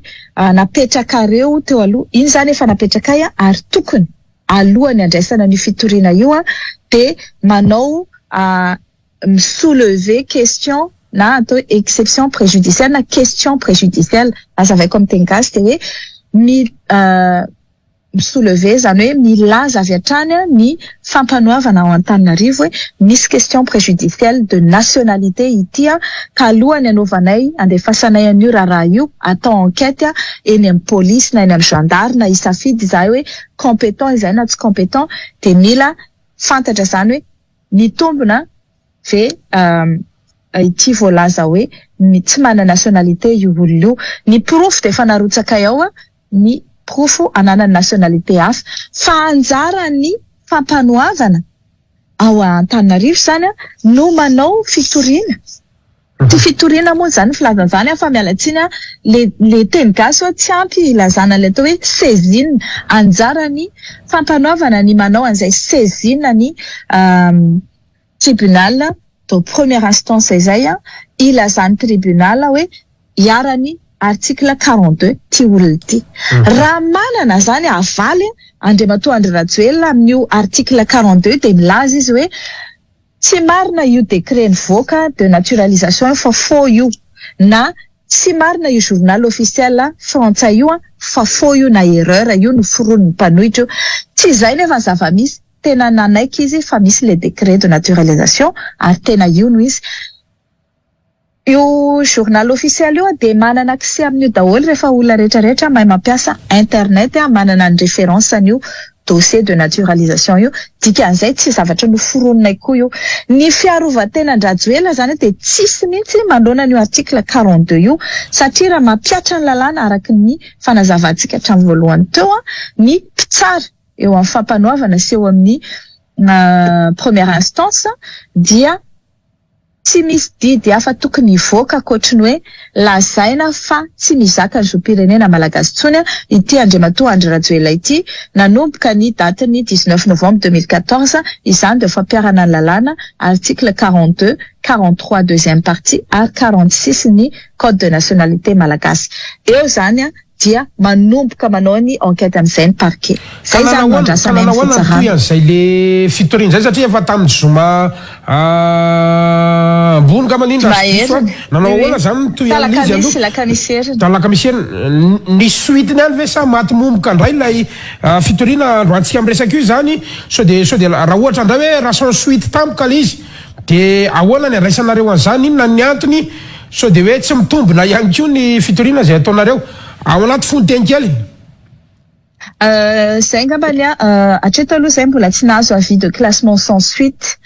ary ny fitsarana moa haitsika ihany rehefa tiany ho atao aingana ny zavatra ray de vitany eno ihany izy de mandray ny fepetra rehetra ary de alefa notsaraina ny raharaha misy indray de treneny ataony soma amin'ity zany zao efa herinandro miandro vahoaka malagasy rehetra mitodika any amintsika ao amin'ny fitsarana ny malagasy ny vahoaka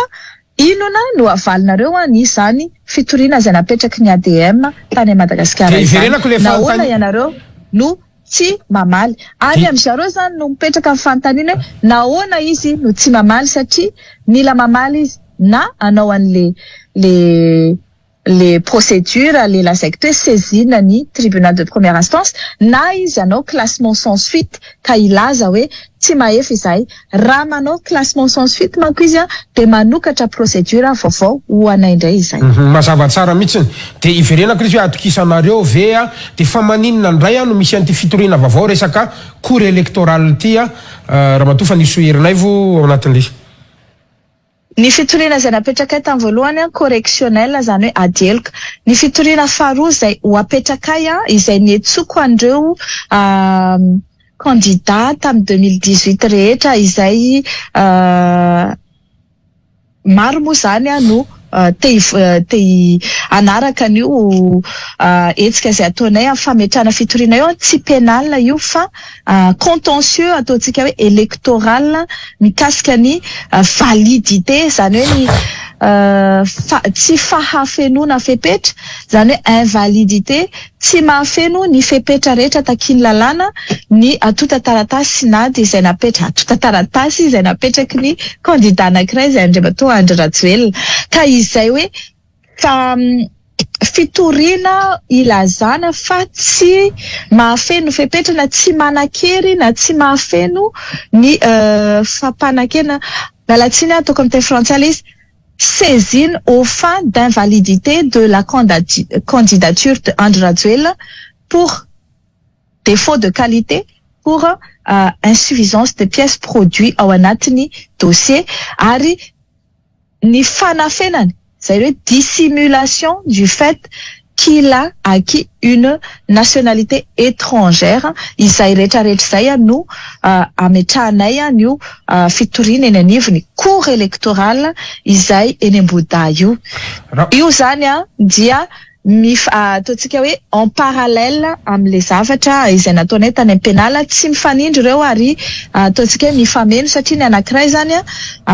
fitoriana ataontsika hoe politique satria décision avy any amin'ny cour politique fa tsy cour pénal ny anankiray fitoriana adielka décision pénal no ivoaka any raha matofa nirysoa herinay raha ohatra ka tsy mahomby ve ny fitoriana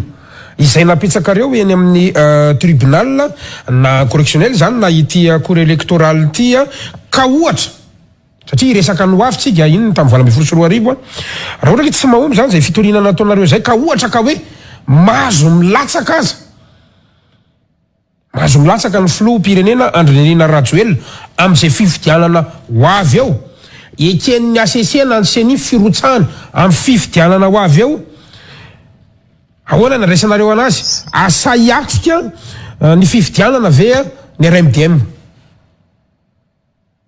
zao aloha zany le pénal mbola azoko ekena hoe mety traîne elaela fa ny eo amin'ny tribunal électoral kosa dia misy ny atao hoe déni de justice raha tsy amaly anio fitoriana izay ataona eny na amaly izy ireo ahita fomba ialana tsy amaliana anio favorablement fa tsy apiatra ny lalàna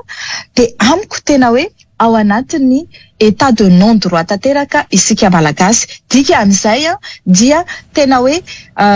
manao natao fitaovana ary manaiky hiasa ho atao fitaovana tanteraka amin'ireo izay olona nanendry azy ny fitsarana izay eo anivon'ny HCC satria tsara tsahiritsika dia zao ny olona izay nanendry an'ireo mpikambana ao amin'ny HCC ireo na dia hoe misy avy any amin'ny assemblée misy avy any amin'ny société civile misy avy any amin'ny fitsarana ary misy ny avy any amin'ny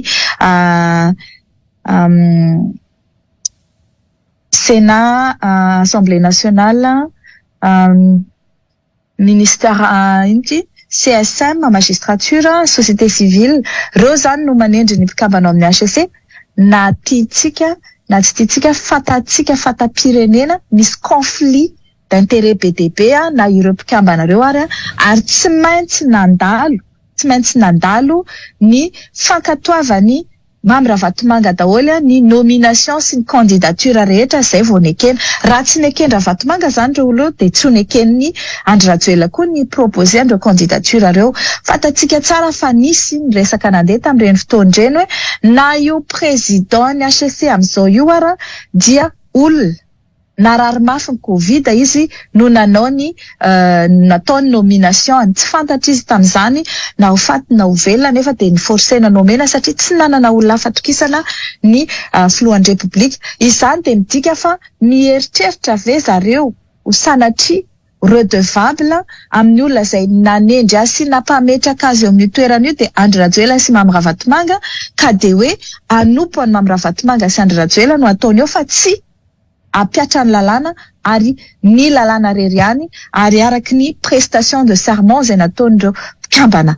ao amin'ny fitsarana na ny haute cour constitutionnelle izay manao ny cour électorale na ireo mpitsara izay ao amin'ny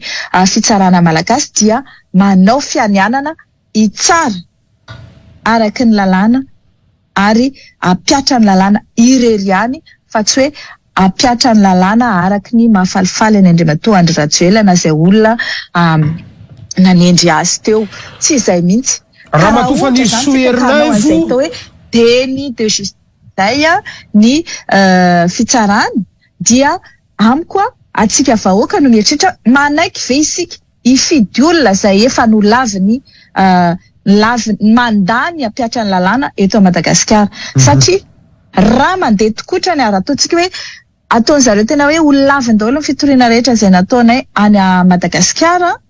tadio aloha fa mbola afaka mitory aty ivelany izay ama citoyen frantsay sady résident aty France raha izay faharoa raha mbola miinsiste izy ny mbola hilatsaka amin'ny fifidianana izay omaniny zareo izay fifidianana lazaina moa zany fa efa truqué à l'avance ihany koa dia eo indray dia tokony hitsangana daholo izay candidat rehetra ny mpanohitra rehetra ny mpanao politika rehetra ny malagasy rehetra hitaky ny fampiarana an'io article 42 io ao anatin'ny code de nationalité milaza fa very ny nationalité an'olona malagasy iray izay makazo-pirenena vahiny ka rehefa very ny nationalité an'ny malagasy iray dia mitaky ihany koa ny fampiarana ny article 46 hoe tsy maintsy manana zo pirenena malagasy ianao raha milatsaka eo zany dia verina indray le fanontaniana raha ohatra ka mbola handa indray ny cour électorale amin'izay fotoan'izay amin'ny décembre na novembre amin'izay daty anoazan'ny zareo fametrahana antota taratasy hofidiana any ka mbola ilaza indray hoe azo raisina fa tsy mitombona de ozy izy hoe averena mivoaka ny fahefana ary ny vahoaka noka hitsara nareo araky ny lalàna izay navoakanareo satria na ozy efa tsy manara-dalàna de anjarantsika voaka ny mieritreritra hoe atao ahoana moa zany ireto mpitondra sy ireto fitsarana efa tsy azo atokisana intsony ireto. Ramatoa Faniso Herinaivo zany hoe zay le zavatra misy eto amintsika raha ohatra ary ka hoe ankatoavy ny ACC sy ny CENI ny filatsako hofidiana ny Flo Andry Rajoelina manaraka eo de anaiky an'izay ataontsika hoe firotsahana zay ve zany nareo?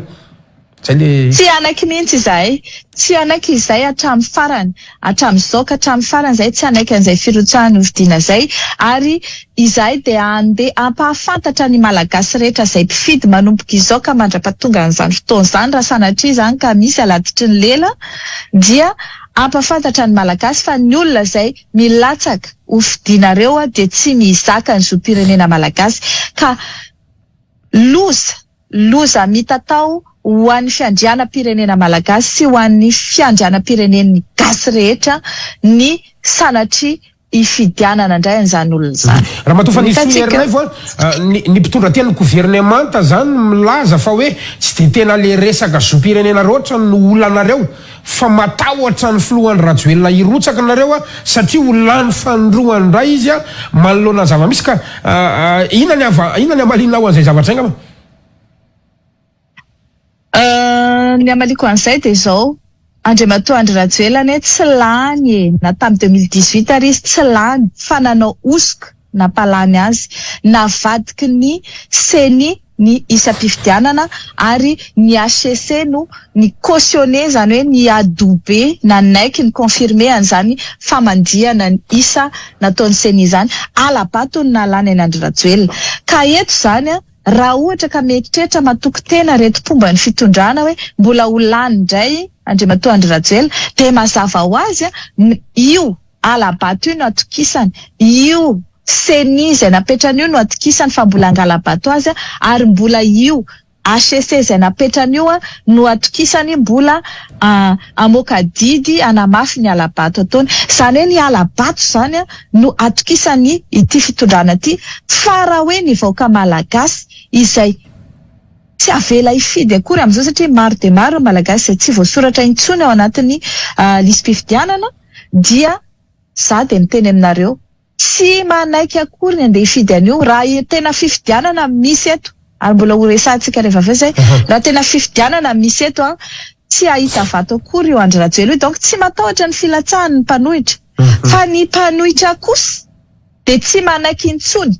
ny ametrahana fifidianana osika eto Madagasikara tsy manaiky na iza na même raha hoe efa tsy mahazo milatsaka tsony Andry Rajoelina de mbola tsy ekena ihany koa ny fanaovana osika amin'ny fifidianana ary ho ambenanay ary ho apetraka mihitsy izay fomba tsy afana manao an'izany osika amin'ny fifidianana zany donc tsy mitombona velively hoe matahotra ny fahalaniny sy ny filatsahana tsy manaiky ny osika ary tsy hanaiky ny osika zay no ilainay. Idirantsika zay fifidianana zay fa faranatsika ary ny resaka nationalité raha na eno ny kabary farany fanakatonana ny fotoam-pivorininy anteny meram-pirenena ianao kabary zay nataon'ny Ramatoa Filoha ny anteny meram-pirenena Christine Razanamaso dia nanambary izy fa efa misy sady ao ny tolo-dalàna mahakasika an'ity code de nationalité ity inona no mety ho andikany ny Faniso Herinaivo an'izany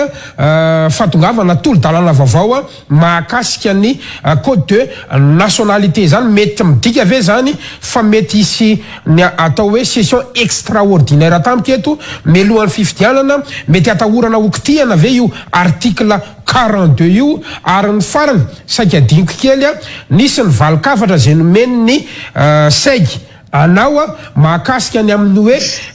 tsy tokony andray baiko amin'ny filoham-pirenena intsony Foloalindahy de nanamafy moa saiko fa tsy mandray baiko amin'ny sivily fa ny filoham-pirenena irery any ary mandray baiko amin'ny filoham-pirenena Andry Rajoelina ny Foloalindahy malagasy natambatra kely zay satria tena manenjika fotoana ihany koa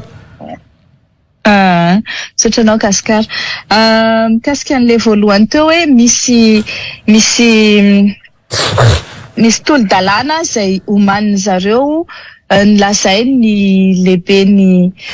Assemblée nationale, ny filohan'ny Assemblée nationale tamin'ny fanakatonana ny session natao teo, ny session parlementaire afarany teo de izay manokana zany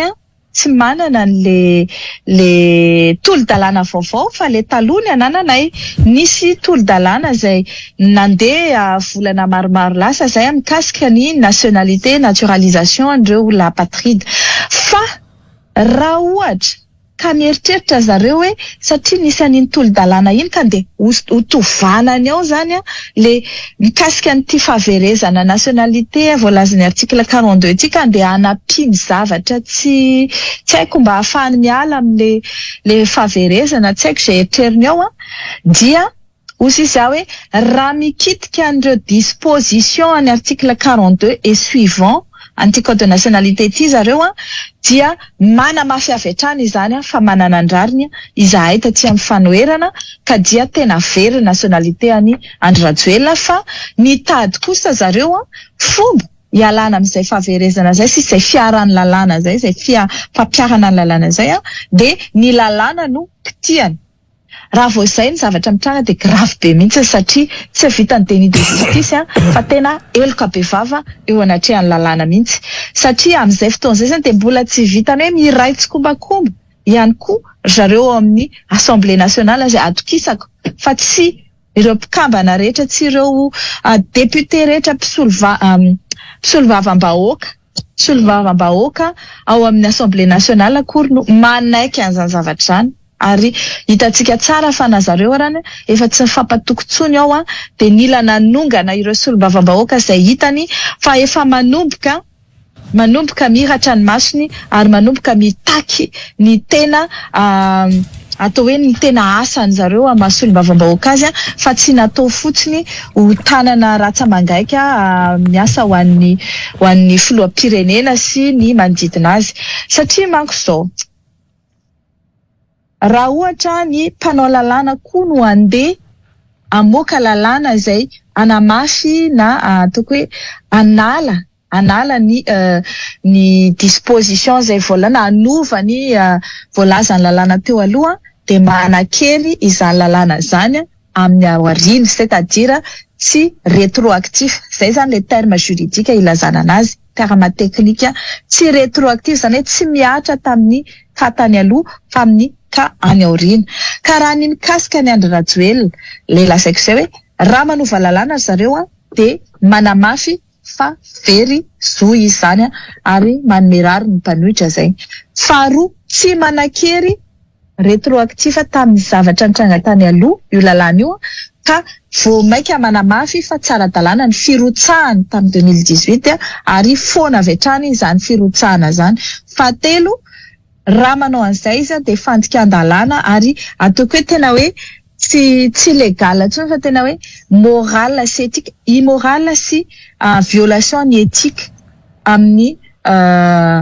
Assemblée nationale sy ny politika mihitsy izany hoe andeha ianao lalàna izay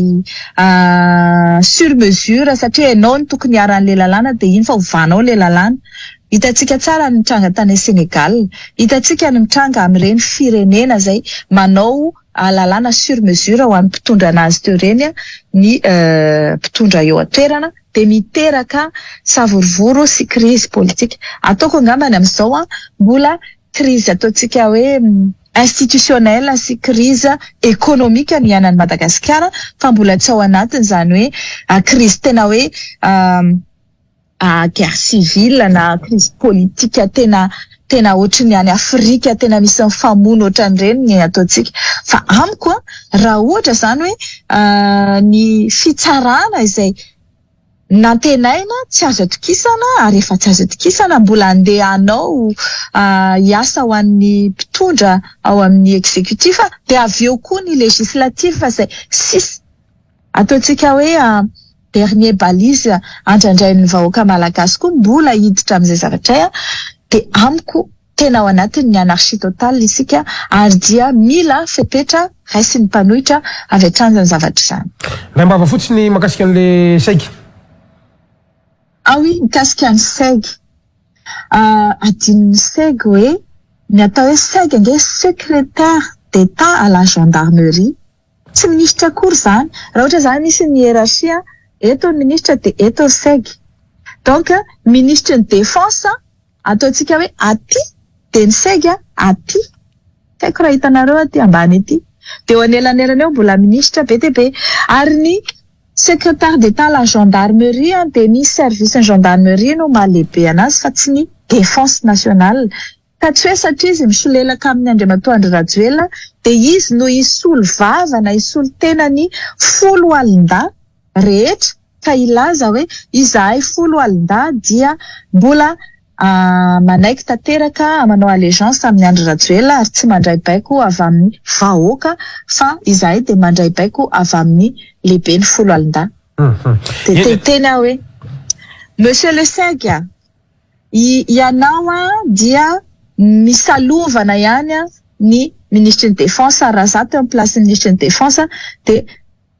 nandray fepetra mikasika an'izany satria tsy anjaranao ny misolo vava ny ministre ny défense fa anjara ministre ny défense ny mitondra ny teniny maramila sy ny folo alin-dahy izay tarihiny fa tsy anjaranao. Ianao zany de manitsakitsaka ihany izay ataontsika hoe protocole sy hiérarchie izay fa ny anjaranao de ny mitandro ny vahoaka sy ny fananana ary mijanona amin'izay ihany de ataovy izay hamety an'izay asa izay fa aza miditra any amin'ny fanitsakitsahana ny asan'ny olona. Ny mikasika ny hoe tsy mandray baiko avy amin'ny olon-tsotra tadidio fa tandroka ary mivozona ny folo alin-dahy ny gendarme sy ny rehetrarehetra fa tsy tandroka ary ny vozony Andry Rajoelina. Eny ary Ramatoa fa nisy soherinaivo amaraparana fandarantsika ny fifidianana tsy maintsy resahantsika kely anisan'ny vaovao tena vomafana misy amin'izao fotoana izao io zany zao ny communauté internationale efa nanome vola hatrany amin'ny 2 millions d'euros makasika an'izay fifidianana izay fa tsetsatetsa tsy aritra kely fotsiny amin'ny mampanao politika anao satria misy précision kely tiako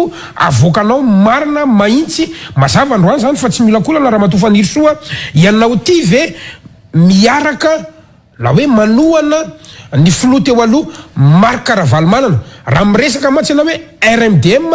de filoha Marc Ravalomanana ny filohan'izany robe mpanohatra ho an'ny démocratie eto Madagasikara zany ka ny fantaniko de hoe ianao ve miaraka amin'ny Marc Ravalomanana sa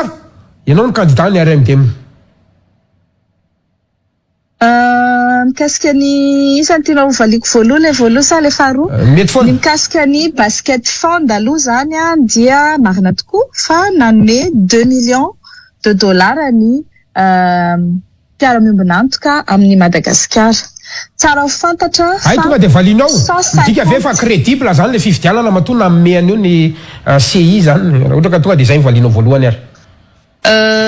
Misy budget daholo ny zavatra rehetra ary ny budget ny fifidianana izay fantatsika dia 155 milliards d'ariary na eo amin'ny raha tsy diso de any ho any amin'ny 75 millions de dollars tsy diso fa mbola tsy nanao conversion zay firy ohatrina io 155 milliards d'ariary io. Zany 2 millions de dollars narotsaky ny mpiara-miombina antoka zany de tena hoe tsy misy akory 2 millions d'euros 10% fa ataoko hoe oui 2 millions d'euros raha ohatra zany hoe any amin'le 75 millions d'euros no ilaina de tsy misy akory 10% an'le vola ilaina narotsaky ry zareo satria raha 2 millions sur 75 zany tena mbola lavitry ny hafa ny kitay ka tsy haiko hoe inona no ho vita an'izany fa de hoe geste symbolique na geste technique ilazana hoe izahay dia mampiriska anareo hijanona ao anatin'ny processus démocratique fa apatsahiviko ny tenin'ny Union Européenne sy olo tena ny Union Européenne volana vitsivitsy lasa zay nilaza hoe izahay dia manohana ny processus rehetra izay mandeha any amin'ny demokrasia. Ary raha ohatra ka manaiky ny malagasy ny mpiara-miombina antoka amin'ny politika malagasy, anao accord politika mba ahafana mandrindra izany fifidianana izany, dia izahay dia tsy miolana ary tsy misakana izany, na dia tsy mandrisika koa arany izahay na manery. Izany ny atao hoe langage diplomatique. Manosika izany hoe mampirisika izy mba andehanana izay atao hoe dialogue démocratique izay, ary ny fitazomana an'izay hoe mitaky fifidiana mangarahara zareo, mitovy amin'ny mpanoitra ihany koa izay mitaky an'izay fifidiana mangarahara izay, fa tsy midika hoe io fifidianana izay omaniny zareo fenosoka io dia ekeny fa raha ekeny io dia efa tonga dia ny 50 millions de dollars narotsaketsika teo dia miandry hoe voaka ny daty dia arotsaka indray ny 25 millions ambony. Fa amin'izao tsika miteny izao dia geste symbolique, ary mbola tsy ny fanjakana koa no mitantana azy fa ny PNUD. Io zany raha zara fa misy anangana ny PNUD ny bureau ad hoc ny SACEM fotsiny io dia lany. Fa ny trésor malagasy zara fa mahazo vola amin'io.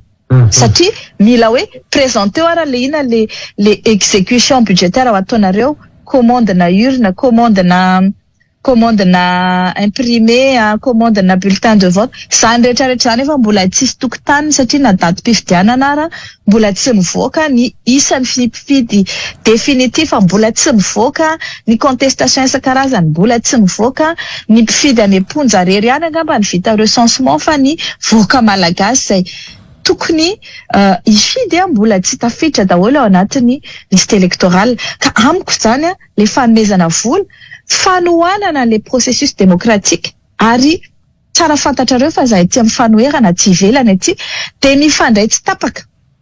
amin'ireo mpiara-miombina antoka izay manohana ny processus électoral dia ny Union européenne sy ireo mpamatsy vola rehetrarehetra, ny Nations Unies, ny Banque mondiale sy ny FMI izay miara-miombina antoka amin'ny Madagasikara. Ka tsy hoe akory miteny amin'olona marenina izahay rehefa miteny fa tsy azo antoka io fifidianana io, fa misy zavatra tokony amboarina ary manana ny sosikevitra sy ny alternative amin'izany izahay. Satria araka ny tenenina hoe na izao zava-misy izao amintsika miteny izao ny fisiny hoe folo any repoblika dia Frantsay tsy mizaka ny zom-pirenena malagasy intsony, dia ataontsika hoe vide institutionnel, cadre hors constitutionnel, hiatus juridique, fait exceptionnel izay miteraka. Rehefa misy ny cas exceptionnel, misy ny cas de force majeure, dia tsy maintsy misy koa ny solution d'exception izay ho atao, ary izay dia manana an'izay solution sy izay alternative hoentina izay, fa tsy hoe anakorotana izay mpanohitra dia avelao eo le zavatra mikorotana, fa izahay dia manana solution, ary izany solution zany dia hoan'ny ataontsika hoe ny fanavotam-pirenena, ny fanavotana ny Madagasikara, ary ny fanesorana ny Madagasikara ao anatin'izao ataontsika hoe anarchie totale tsy fisian'ny tantandalana zao. Resatsika amin'ny andro manaraka. Ndray mbavakely fotsiny fa avalitsika le fantenina faharoa, fa ianao manko anisan'ny misitona lakolosy foana amin'ny vidéo zay ataonao raha matoa fa niso herinay fa be dia be zany zavatra tsy mitombina eto Madagasikara raha miresaka an'io fifidianana io, tena vonina amin'izay zavatra zay ve i Madagasikara zany raha ohatra ka ny hevitrao ny azy zany natao hoe sosanatry amboly korotana vaovao, amboly crise post électorale vaovao efa manomboka mipotra tsikerikerry amin'izao fotoana izao, efa nipotra ihany koa ny hery politika maromaro amin'izao fotoana izao. Zao zany za tsy lanceur d'alerte fa opposante politique. Maha opposante anay ohatran'ny aty ivelany sy ny eran-tany rehetra, ny olona ao anatin'ny opposition dia manome vahaolana sy milaza ny zavatra tsy mety, zany hoe manao critique constructive. Hitantsika tsara fa ny ataontsika hoe ny dénonciation izay nataoko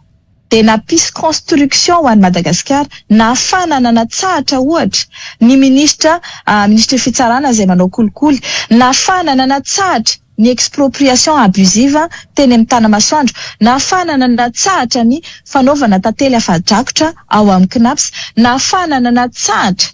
ny fandanimbola miopapana tamin'ny Covid ary izao indray dia afana manatsahatra ny ty filoham-pirenena izay tsy manana tsy mizaka ny zoam-pirenena malagasy nefa dia manao imposture na fisandohana eo amin'izany firenena zany. Ny fanontaniako hoe tena ny fifidianana ve no vahaolana aloha androany samy makany amin'ny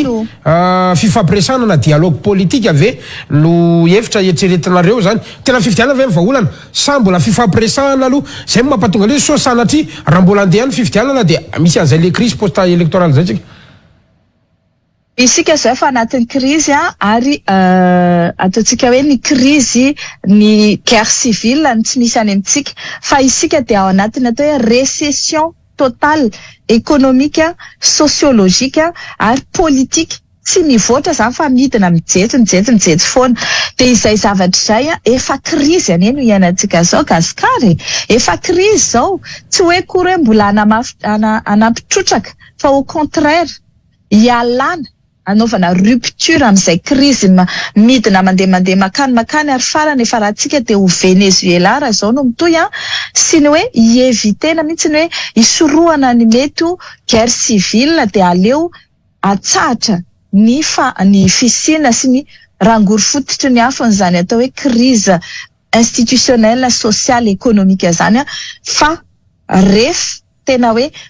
tonga any ambanin'ny fond rehefa toucher le fond total ny olona dia lasa miakatra be loatra le taux lasa déplacé ka lasa sanatrian'izany ohatra ny tany Rwanda na ohatra ny tany amin'ireny Côte d'Ivoire sy ny rehetrarehetra ireny tsika rehefa tena tsy zakan'ny olona intsony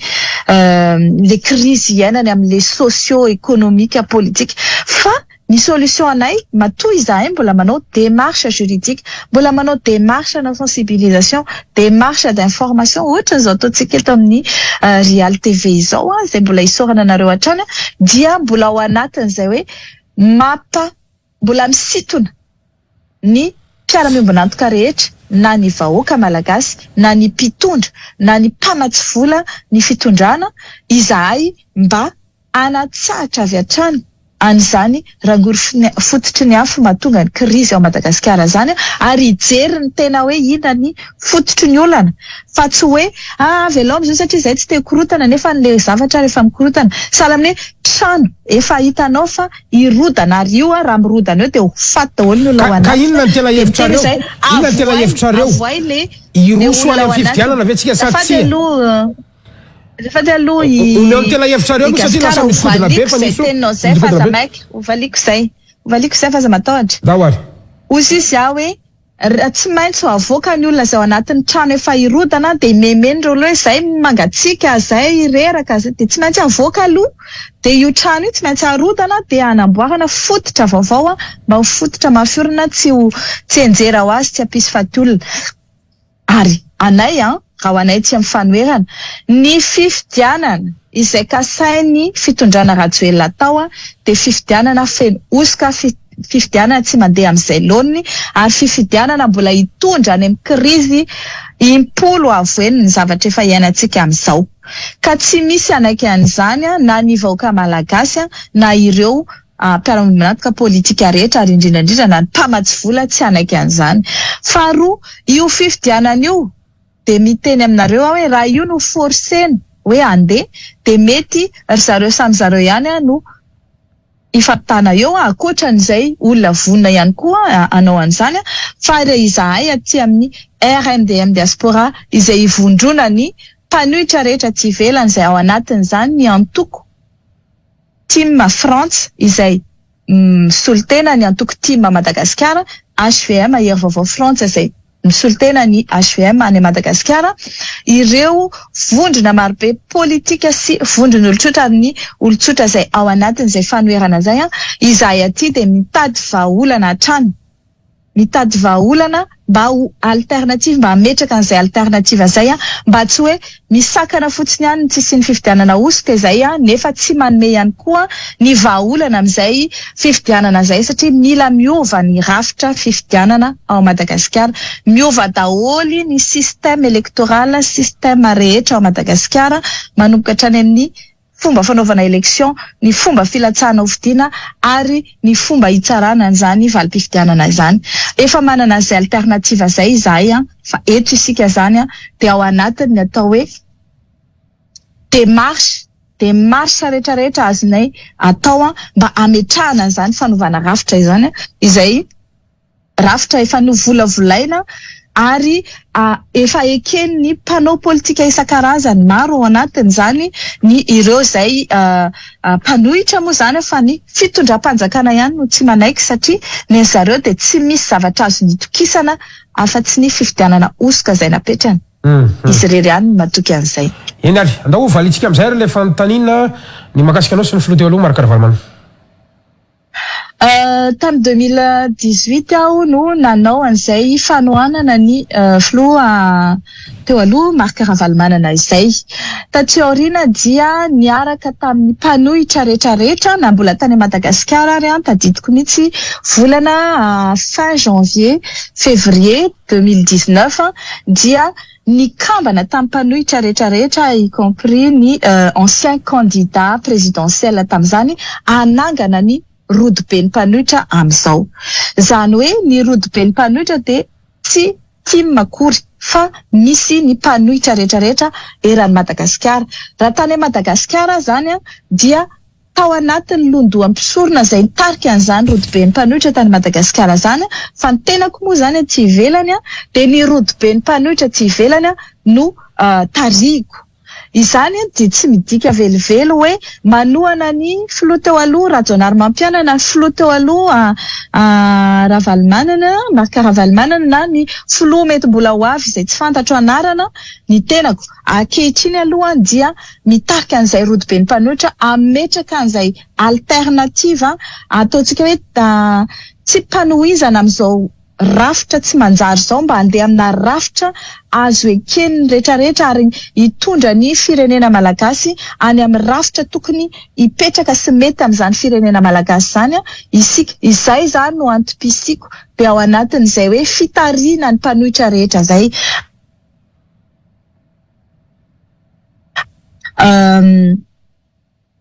Dia eo amin'izay tsika mieritreritra hoe ilatsaka ve ny tenako sa anohana olona sa anao alliance sa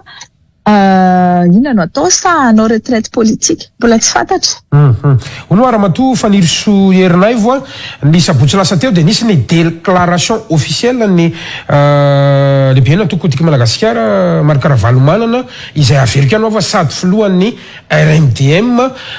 midika ve zany fa cautionné lay fifidianana izy matoa nanao déclaration satria mifanohatra amin'ny anareo izay ambaranao fa truqué tanteraka io fifidianana io.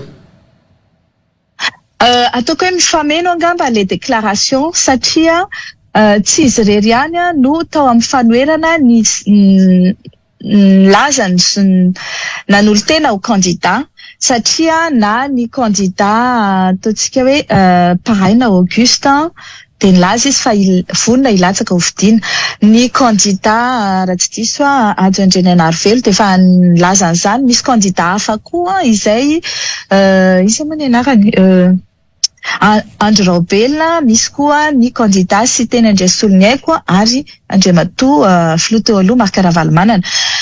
Congrès national izay ataony zareo isa-taona no nataony tamin'ny sabotsy lasa teo. Normal izy mba hanangona ny olona raha tena isika dia manana candidat ary ny candidat dia ny filoha-pitarika ny antoko. Eo amin'le hoe ny daty hatreto aloha zany ny daty navoaka ny fanjakana dia hoe amin'ny Desambra. Izay angamba ny mahatonga anazy teny hoe amin'ny Desambra izy no hilatsaka. Fa za sûr fa raha mihemitra io na miroso io ka tsy amin'ny Desambra indray fa ataontsika amin'ny Oktobra na hoe amin'ny Janvier na Février na Mars ny fifidianana dia mbola ho candidat izy. Ny maha-candidat anazy zany no tsy adikevitra fa ny daty fifidianana izay candidat anazy iny dia point d'interrogation ho an'ny olona rehetrarehetra. Tsy mifanohitra velively. Tsy mifanohitra velively fa mifameno satria izahay dia mitaky ihany koa fifidianana. Fifidianana madio no takinay ary anaovanay ny démarche rehetrarehetra afahana mametraka izany fifidianana sy fiovan'ny système izany. Fiara-miombonantoka aminay ao anatin'ny izany fametrahana fifidianana madio zany ihany koa ny antoko ny filoha teo aloha Marc Ravalomanana satria na aty Frantsa na eran'ny eran-tany na ny any Madagasikara dia mitovy hevitra tanteraka aminay izy amin'izay hoe fanovana rafitra sy fanovana ny sistema mba hampadio ny fomba fifidianana izay ary io ara ny anasaiko vahoaka rehetra hoe oka isika manomboka izao hitaky an'izany fanovana rafitra fanovana fifidianana izany mba ahafahantsika manana fifidianana madio atokisana ekeny rehetra ary ahafahany rehetra ihany koa mifidy izay olona tena tiany hitondra ny Madagasikara ary maharesy lahatra azy tanteraka amin'ny programana asany. Zanatranay zany efa manana ambition candidat ny RMDM ve raha matoa fanirisoherina efa? Tamin'ny 2018 nefa nilatsaka hovidiana ary ao anatin'ny rahako mihitsy ny atao hoe politika sy ny hitondrana firenena. Ka raha ohatra ka hilatsaka any aoriana rehefa madio ny fifidianana dia amiko angamba tsy surprise izany sady tsara fantatrareo fa olona niomana amin'ny resaka politika ny tenako fa tsy hoe tampoka teo dia hoe andeha hanao politika. Anisan'ny fiomanana efa nataoko tamin'izany ny fianarana izay nataoko option science politique sy ny fidirana teny amin'ny centre d'études diplomatiques et stratégiques izay fianarana mitondra firenena ary aty ivelany moa izahay dia tamin'ny 2020 taloha kely ny confinement dia tafiditra amin'ny université Sciences Po sy université de Turin tenako hanao formation en gouvernance sy dématérialisation des marchés publics. Zany rehetrarehetra zany dia matière politique daholo ka tsara fantatrareo fa tsy mikely soroka mihitsy ny tenako mandrato ny fianarana sy ny traikefa ary miofana amin'izany politika zany ka tsy agaganareo raha ny aoriana ilatsaka hovidiana fa treto aloha dia lehibe ny fanoherana aty amin'ny RMDM diaspora mifandray amin'ny rodoben'ny mpanohitra any ivelany tenako. Ka ianao ve nefa nivonona ody eto an-tanindrazana ary andray anjara amin'izay fifidianana izay ohatra raha ohatra ka hoe mametra-pialana ohatra ny Flo Andrinina Rajoelina? Misaotra anao Gasikara nametraka an'izay fanontaniana izay io tokoa. Rehefa vory ny fepetra rehetra ahafahako mody any an-tanindrazana anisan'izany ny resaka question de sécurité ary ny araky lazaina zay hoe ny anova ny rafim-pifidianana sy ny rafim-pitondrana rehetra a Madagasikara no antom-pisiko sy edivako hatramin'izay ka hatramin'izao dia rehefa vory izay condition rehetra zay ahafahana manao an'izay dia mody somatsara ny an-tanindrazana dia fa ilay hitanareo rehetrarehetra sy vahoaka malagasy. Ramatoa Iernaivo faniriso tapitra ny fotoanantsika ora roa mahery no niarakatsika tato anatin'ny fandarana mankasitraka anao nanaiky nasain'ny fandarana fantatra fa betsaka ny zavatra tiana horesahana kanefa voafetra ny fotoana ihany tsika mino fa mbola androany moa ny tena nationalité ny tena niresahantsika mbola isy sujet mafana horesahantsika amin'ny manaraka fa ny androany aloha dia mankasitraka anao nanaiky nasain'ny fandarana topoka. Misaotra anao indrindra Gasikara ary mamerina sorona ihany ho anareo izay nanasanay ary indrindra misaotra an'ireo vahoaka malagasy marobe izay manaraka antsika any a Madagasikara sy aty ivelany. Betsaka ny fanontaniana izay mipetraka, betsaka ny zavatra tiana horesahana ary manome toky anareo fa mbola iveriny eto ary amaly ny fanontaniana izay manitsikitika antsika rehetra. Tsy vitan'izany fa tsy hoe fanontaniana manitsikitika ihany fa mbola manome toky anareo fa tsy raviravitanana mihitsy manoloana ny fahoriana sy ny zava-mitranga any Madagasikara mitady vahaolana isan'andro isan'andro. Tsara fantatrareo fa manana ekipa matanjaka ary vonona amin'izany rehetrarehetra izany, miofana amin'izany rehetrarehetra izany izahay aty ary miomana amin'ny fanarenana ny firenena.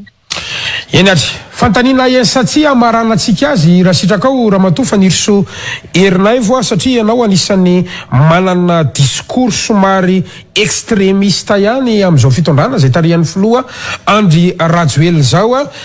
faniriso Iernaivo efa nikasana hoe efa nandray anjara tamin'ilay antsoina hoe déstabilisation an'izao fanjakan'izao sy i Madagasikara mihitsy eny Satia. Ataoko hoe famerenana ny rara sy mihitsiny ao Madagasikara no zavatra rehetra nataoko ary ataoko hoe raha misy angamba ny atao hoe mpanolontsaina mpanolotsaina ho an'ny malagasy dia iza satria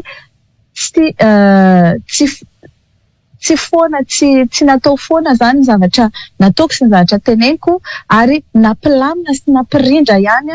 ny malagasy satria nahafahan'ny malagasy mahafantatra ny tokony ataony sy ny tokony ho fantany ary nampitsahatra ny dérive izay ataon'ny fanjakana ka amiko izany tsy déstabilisation fa famerenana kosa amin'ny tokony ho izy ny rafitra sy ny lamina tokony hipetraka ataontsika hoe inona rehefa filazan'izany balizy ho an'ny fitondrana zany ny fiziko ary dia tokony hisaotra na ny fitondrana na ny vahoaka malagasy kasitian'izay satria raha tsisy balizy dia tena pire nous en zavatra mitranga ao Madagasikara. Makasitraka karaha-matofa nisy herinay vo nanakina sainy fandarana. Toetra indrindra Gasikara. Isorana manokana ny ekipa ny faniso herinay vo avy any ivelany ihany koa nanampy tamin'ny lafiny teknika ho amin'izao fandarana ampitaindavitra izao sarako manokana ny ekipa rehetra teto Madagasikara izay tato amin'ny Real TV Madagasikara izay tarihan'ny tare généraly ao ihany koa ny ekipa teknika miaraka amin'ny Cédric sy ny maro samihafa mankasitraka antsika rehetra niaraka taminay tamin'ity alina ity ny fandarantsika manome fotoana ho amin'ny manaraka indray tompo kilasy tompo vavy veloma tompoka.